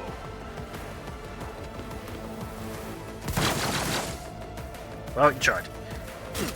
Oh, she's stunned as well. Just Shit. a minor setback. Ah. It's like, yeah, can someone have a turn, please? Maybe? Huh? So right, we can get rid of stun. No, we can pretty say everyone's fucking.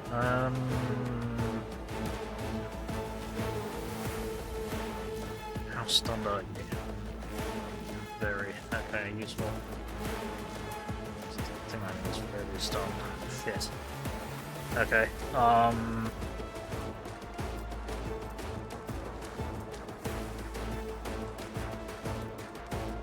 Who's wounded? Abelard is notably wounded. Unfriendly in a 10-cell radius. Okay. Can we get?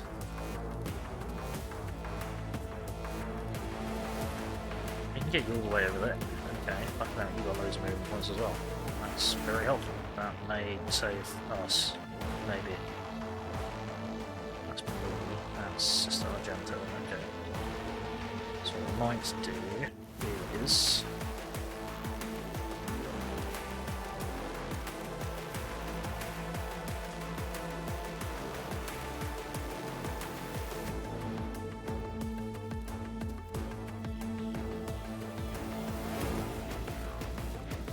we're gonna have to do that to Abelard, I think. So if we move to there, cast Invigorate on Abelard.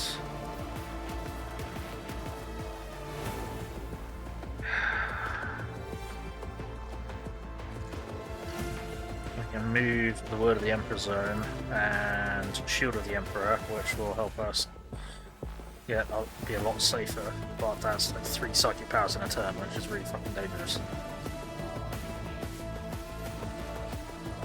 And that's what? 1, 2, 3 actions. So we can still get a stab off, so how far can you actually go? Not very far. Yeah, I didn't think you could go this far. That was why was it? Okay. No, you can't go this far.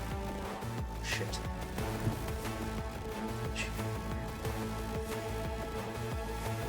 Let's charge. No, you couldn't. Okay. And get you to charge nothing.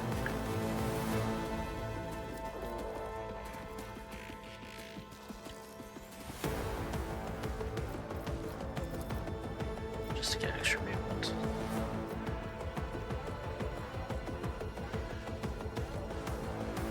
Will I actually be able to help Abelard there? I think I can.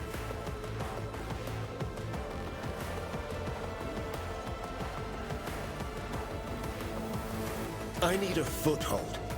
Yeah. Alright. Sweet. For the Okay. throne's glory. Cool. Okay.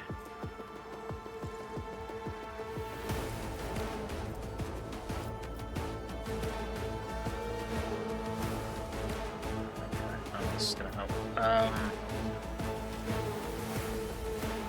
You could do that. Yeah, have plus strength and toughness. Cool. Okay.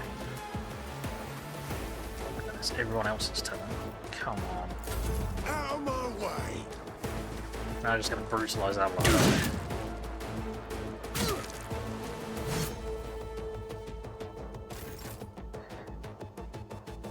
Bugger. Okay.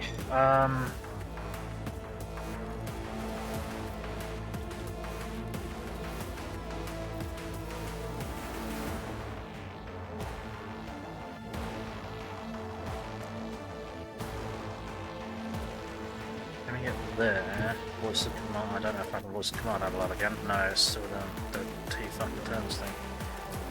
Could get him to activate it again now. Okay. In that case, how much has we got? We got 32. So what would this be? Target is +5 damage and +5%. +5% damage, +5% additional damage from 10 stacks of tactical advantage. So she's got 30. So that would be 5, 10, 15 plus 20% damage. If we did that to Abelard. Okay, so that'd be plus 20% damage. That might be a good thing to do. In terms of fate, target is plus 35% chance, increased hit chance, dodge on the next dodge, chance of resistance. I'll do that. Okay, so we can do. So that's an action, and that's an action. Okay, we can do that. Yeah, we'll get you to there. Emperor, give me strength. Yes. So we're going to buff Abelard a lot.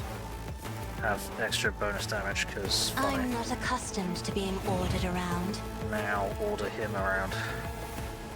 Isn't this a job for the serfs? Pain and duty go hand in hand. Yeah, I'm sorry you're in the gas, Abelard, but you're right where I need you to be.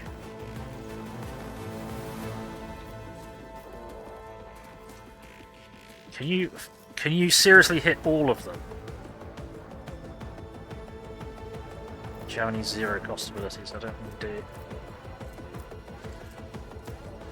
No, that is a shame.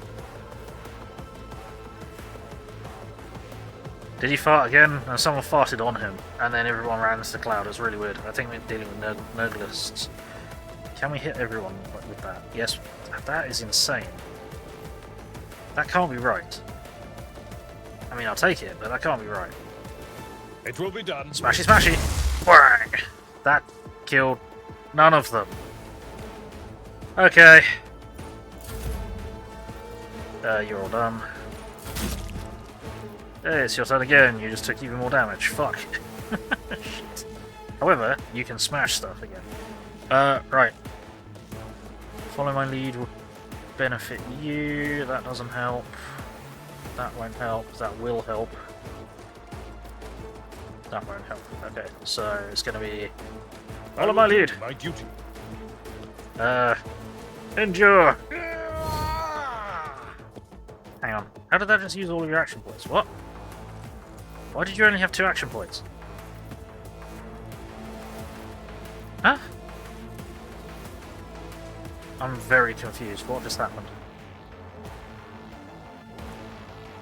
I don't understand what just happened. What? Am I dumb? I just did the dumb, didn't I?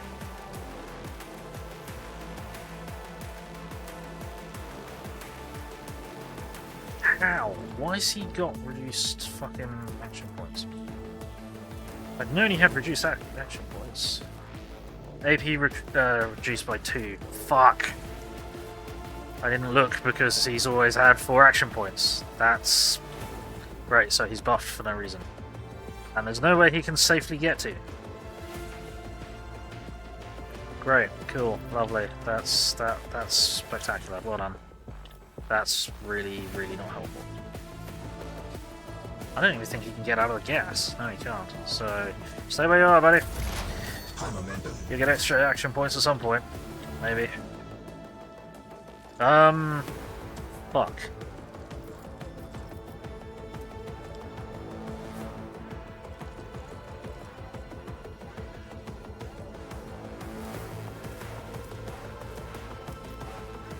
Okay, let's just see the targets. Alright, you can't safely cause an explosion there without hitting Abelard, so don't do that.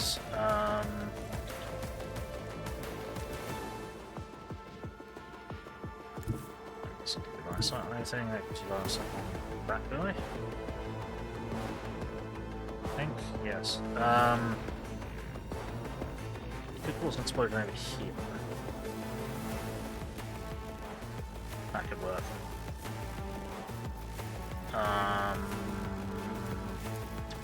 There. shot there that could hit those three.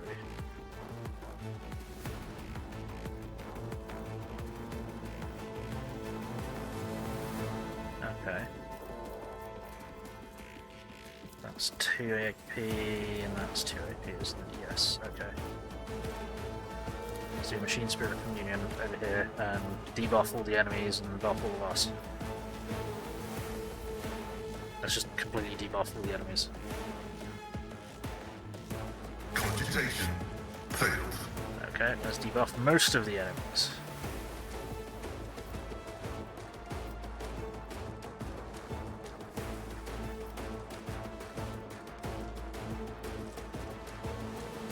Yes.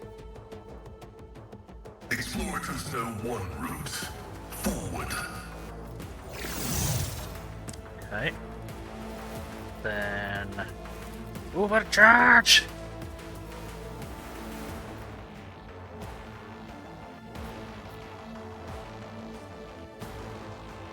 The scriptural prophecy of Messiah condemns you. Okay. That should have killed all... well, that should have killed that one as well. Seems like that guy took the full brunt of the blast. Okay,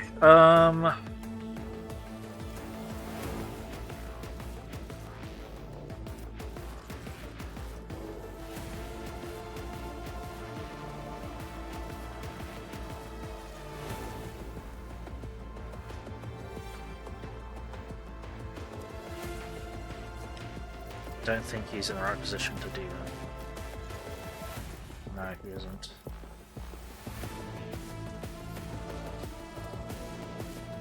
Still can't find what level these things are. There's supposed to be Roman numerals somewhere that say what level they are.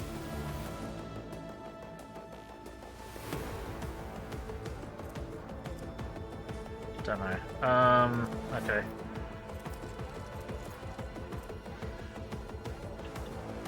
Yeah, I don't think that's really going to help us. I'll mark that guy as an enemy anyway.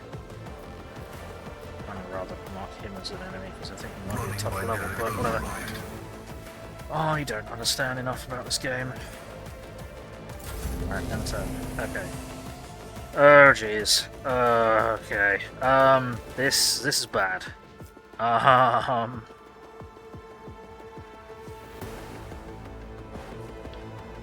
This is the bad. This is most certainly the bad. Right, we need to redeploy the front line.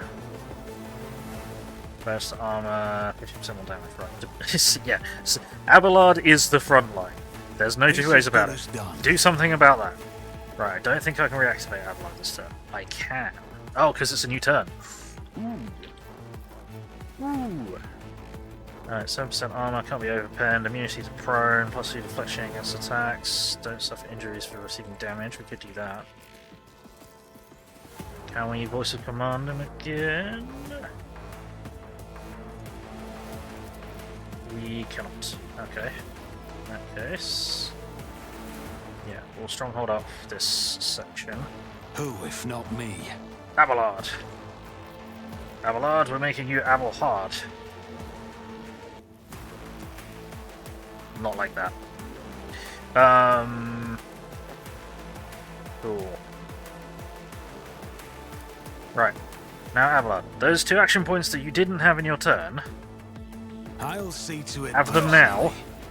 I've suffered worse. Smack ground, make bad guys go away. Can you hit him as well? No, you can't. No, okay. Ground pound! Bang! There we go, that's more like it. Oh, we got 2 kills.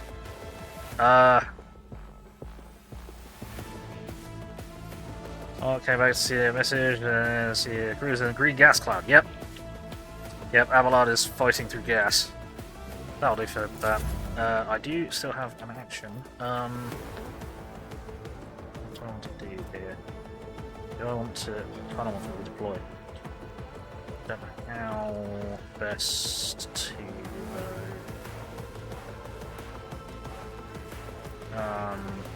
do brace for impact.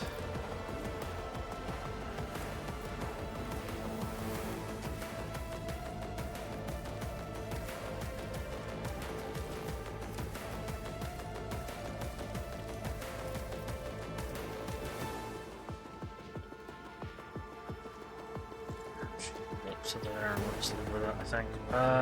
Yeah, let's just pop a fucking shot at someone. I still have enough AP to do that. I thought it was 2 AP.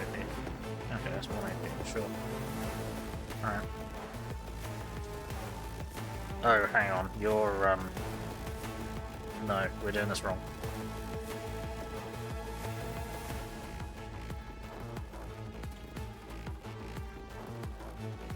We're doing this wrong. No, why are we doing this wrong? Because it's Abelard's finest hour.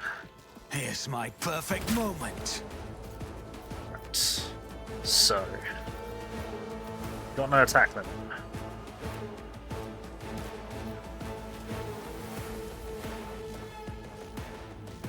It's going to be better to do single attacks, or should we just do a big double attack?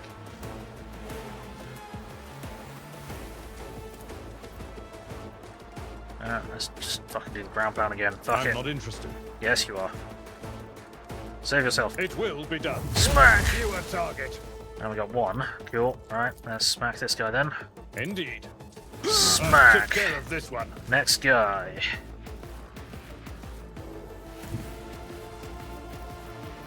That's action. Actually, that's no action. That does not cost an action point. Okay. I'd really like this My guy to place die. is at the fore.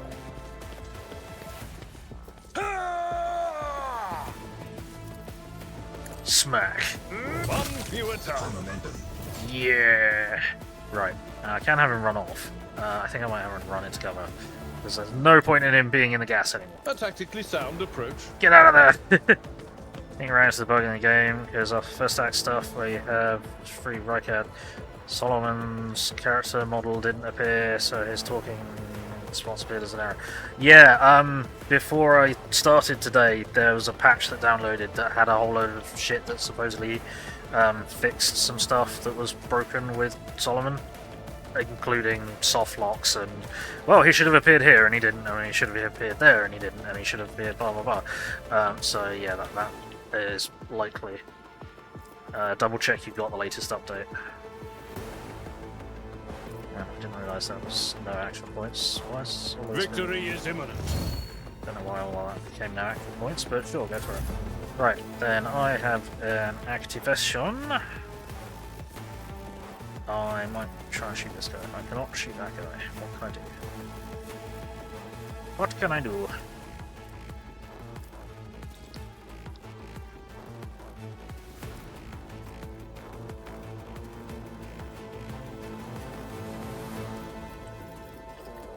I go there, can I shoot him? No, why not? Is this blocking line of sight? Something's blocking line of sight, I'm not sure what.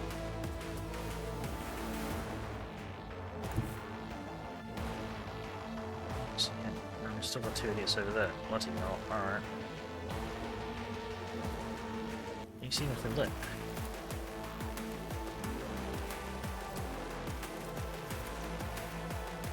You can't see them quite well. Alright. Then, yeah, I'll put you there.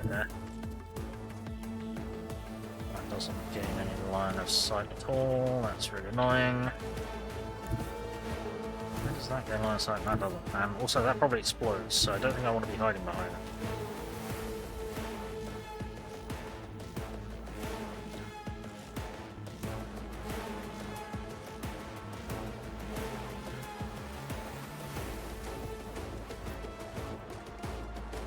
I think I want to do this. So I think I want to rejiggle where everyone is.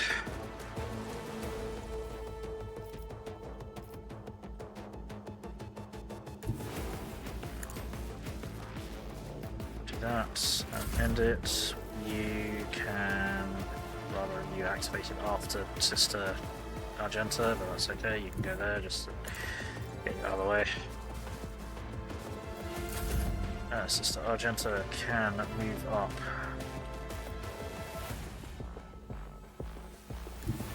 I will bathe this battlefield in righteous fury. Go. And then I can now maneuver. Where do I want to end up? probably there. Well, no, probably right. Let's come down there. Alright, let's rack up there and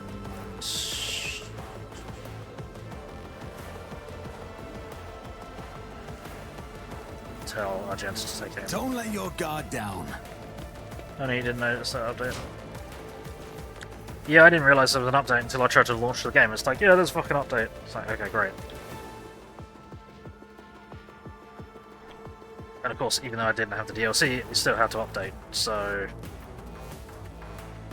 What did I just... No, it was fine. I'll see to it personally. Even though I don't have the DLC, the update still came down because it changes, it fixes a load of stuff with the DLC or something. Just a minor setback.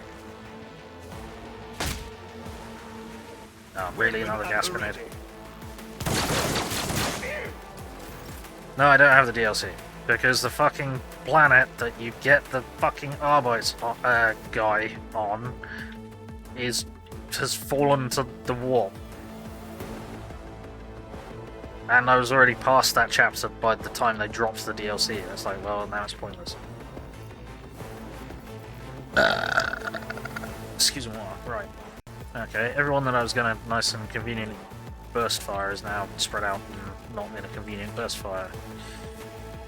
And apparently I wouldn't be able to anyway, and I don't know why, because there's nothing blocking this shit.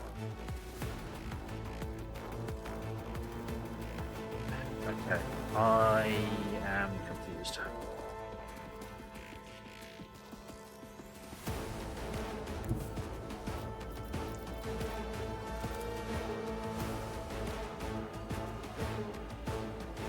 Why is nothing counting as hitting that guy?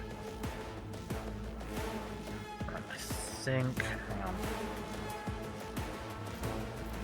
It'd be real nice if they define the areas that are affected by gas, because I can't tell.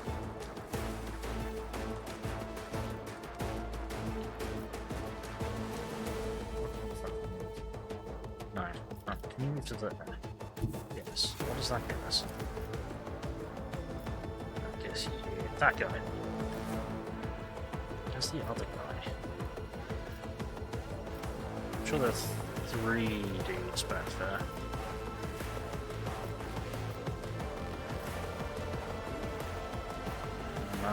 Okay. Where? Okay, what about there? Cover, but...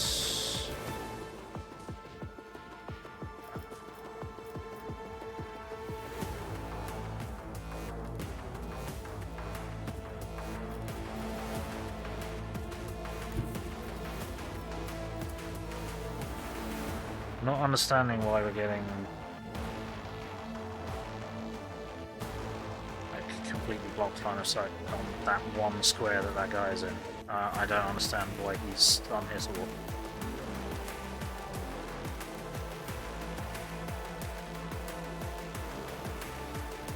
Yeah, he's just completely unhittable by by spray attacks.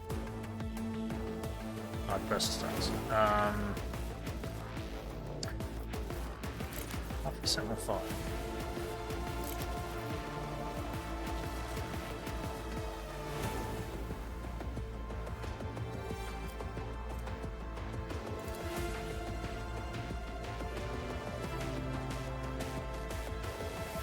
What's the range of this? He's out of range, so I have to move to there.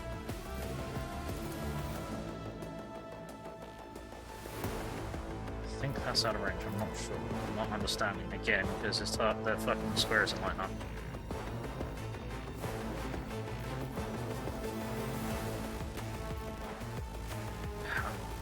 Go there, I'm pretty sure it's in the gas. And again, he's just one fucking square out. What is going on here? Go there. Why am I... Okay, right. We can be... Okay, we gotta get right up in his face.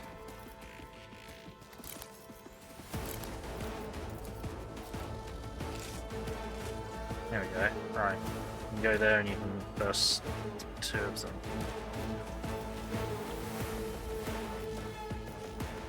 Oh, the third one's a little fucking over there. Well, whatever. Right.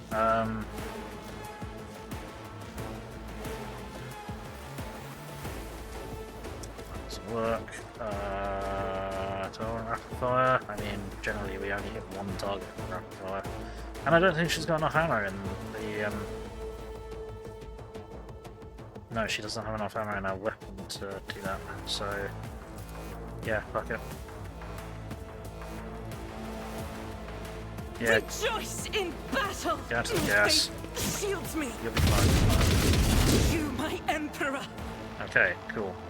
Right, how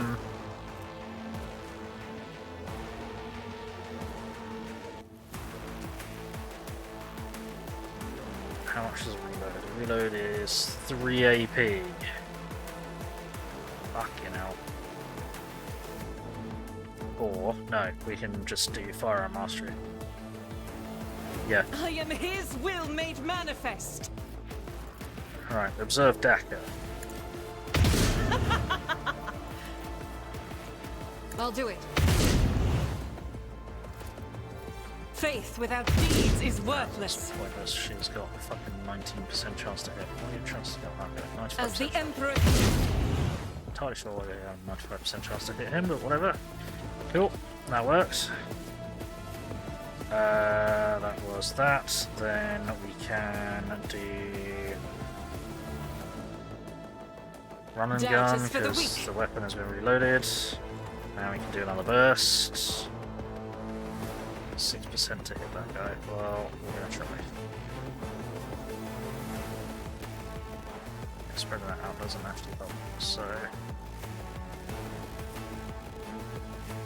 fucking go for it. Dack. I still get the DLC, just turn it off.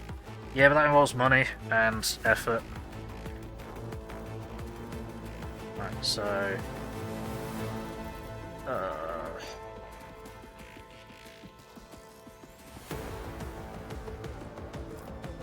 guess we'll do this. Faith without deeds is worthless.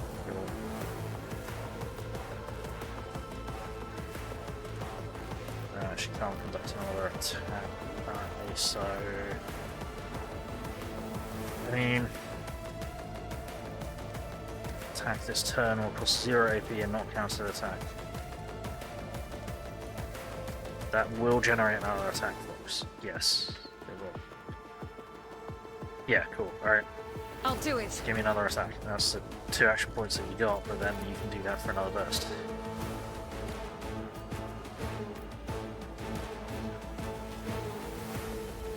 As the emperor commands. Dack. Okay, right. That'll have to do. I'm here, maggot. Yeah, we know you're here. You're also riddled with fucking bolt shells, well, bolt holes, because bolts explode once they get into you. So you've got like 20 fist-sized holes in your chest and legs and arms, and possibly even your face. But somehow you're still coming at me. Not really pleased about that. And we need to stop that shit, but I don't know how to. Yeah, this is not ideal. You are in absolutely the wrong fucking place, dude.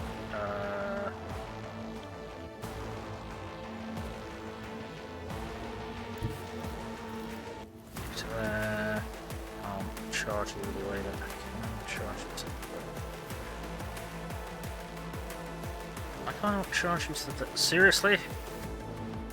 Okay.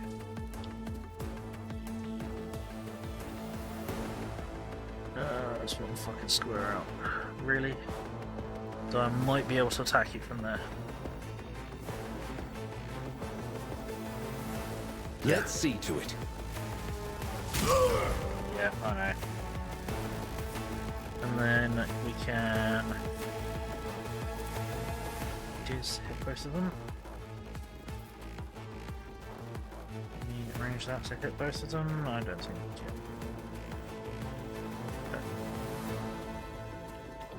Okay, single attack it is then. Yeah. So attack.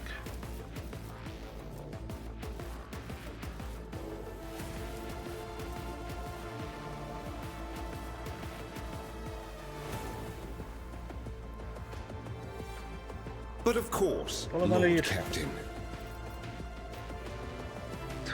Why have we only got a 20% chance to hit the fucker? I won't object to it. It's okay, it doesn't matter, you still hit him. He's still alive, but that's cool. Okay, wow, this is a fucking mess.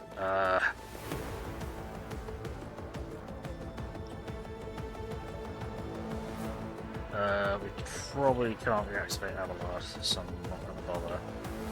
I think we can reactivate, well, definitely reactivate you, so what do you? Can't go there because idiot's there, got it. That was kind of irrelevant at this point. How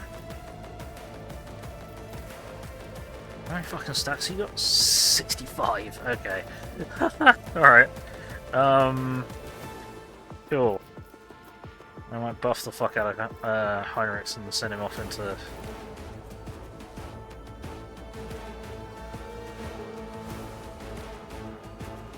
1, 2, or do we give him...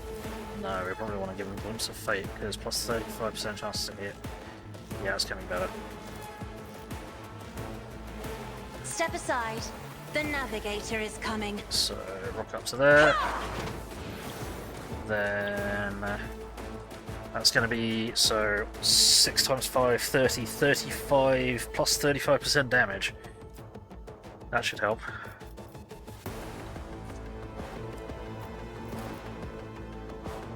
I am a navigator, not a servitor. Right. Yeah. No, why can't I activate you? Oh no! Dickhead.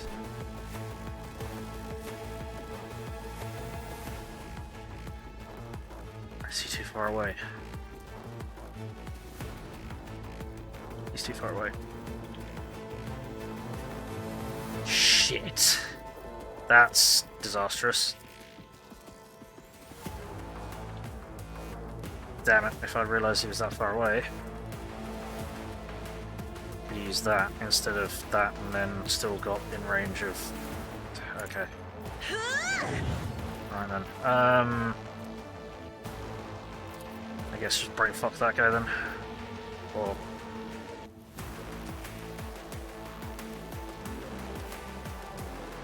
yeah, just brain fuck that guy. That did not kill. Oh, that was a disaster. That was not what I wanted to have happen right there.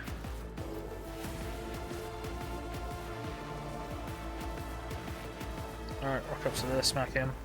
You're still at fucking 2 action points a turn for some reason.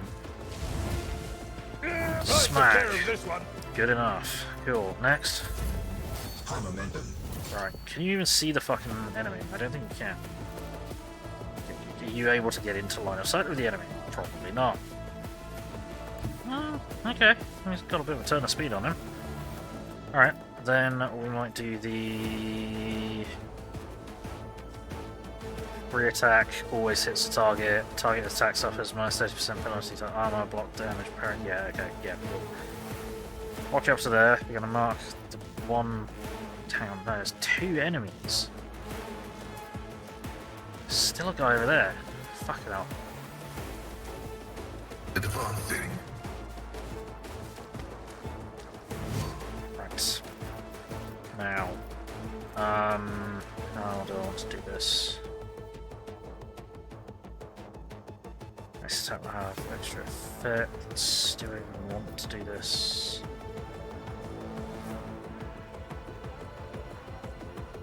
It's a free attack. I don't think that will stack with that.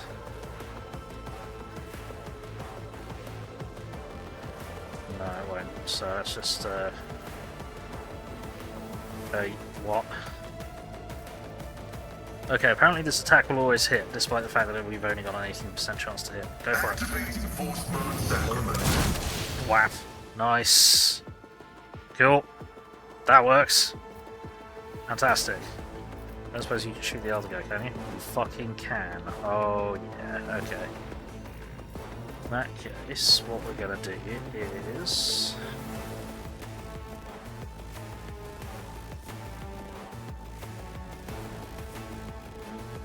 1, 2, 3, shot. Okay.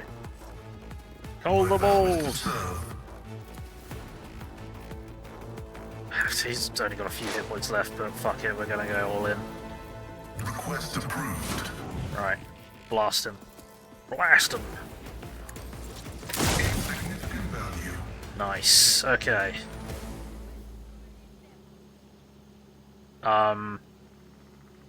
Cool. This is an angle. What's going on?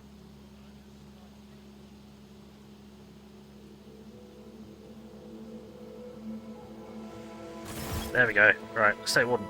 Your Lordship, Emperor Preservus, are you alright? Do not fret, layperson. We have grown used to outrageous slovenliness among the wardens of every world we visit. Pascal's vox, quiet at first, booming with fury by the end of his remark. Pale greyness is strangling this peasant like a noose. His words are laden with fear for our well-being, and yet he fears for his own even more. I'm fine, can't say the same to the attackers. You should all be flogged for such negligence. Where did Governor Naviica go? Kill the officer. You incompetent, inept, useless pieces of grok shit. What is the point of you if I can be attacked on the governor's own estate? I mean... yeah, I mean, I'm in a pretty bad mood after all that, honestly, but,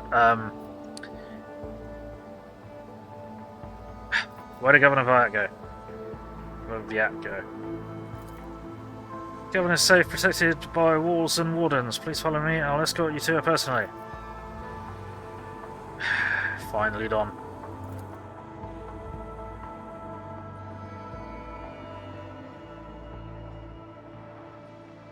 Bloody hell.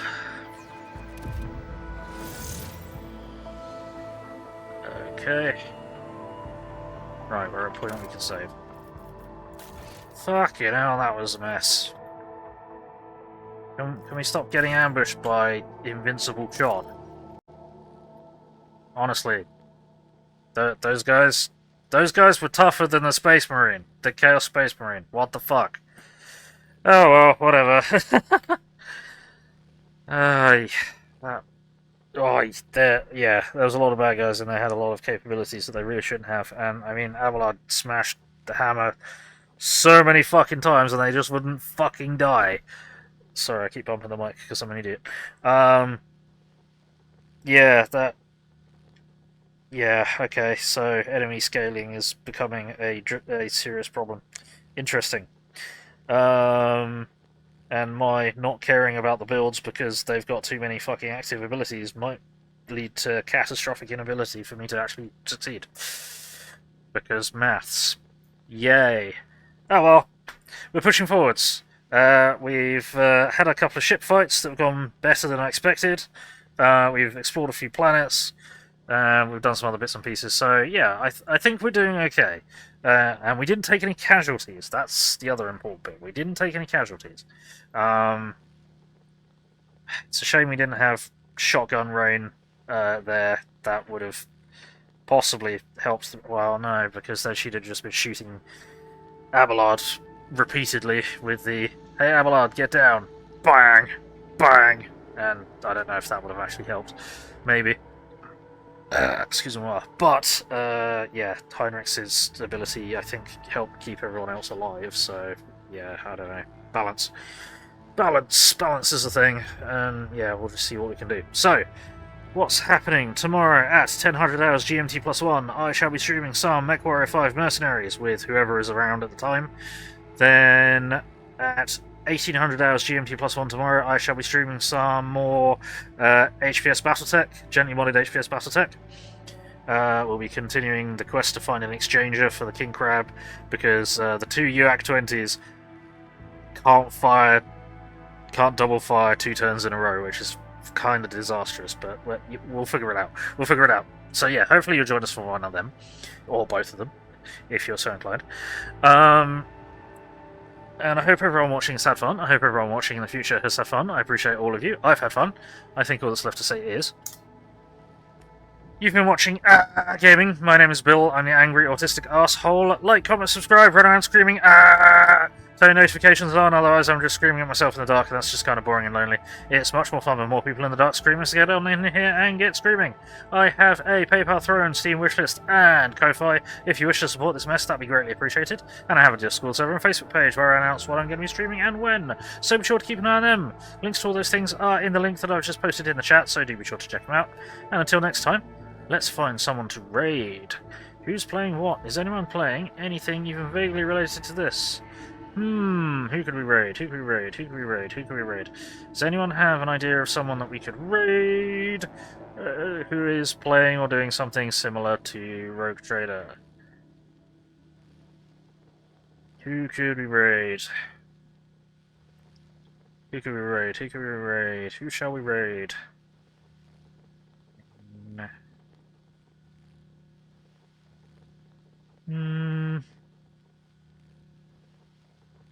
Raided him quite a bit recently. Good. What I might do is we'll raid WBPL 76 because Doc is playing Rogue Trader as well, and then I'll just bail out because spoilers. And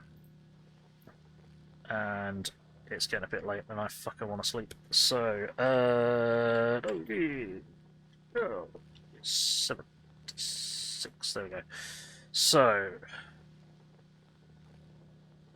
we do have raid messages which I'm going to chuck into the chat. If you are not a subscriber, please copy that raid message. If you are a subscriber, please copy that raid message. We're going to throw that in WBPL's chat. Crash Party, announce a glorious arrival, you know how it goes. So, let's get the raid going. In 10, 9, 8, 7, 6, 5, 4, 3, 2, 1. Alrighty, bye-bye.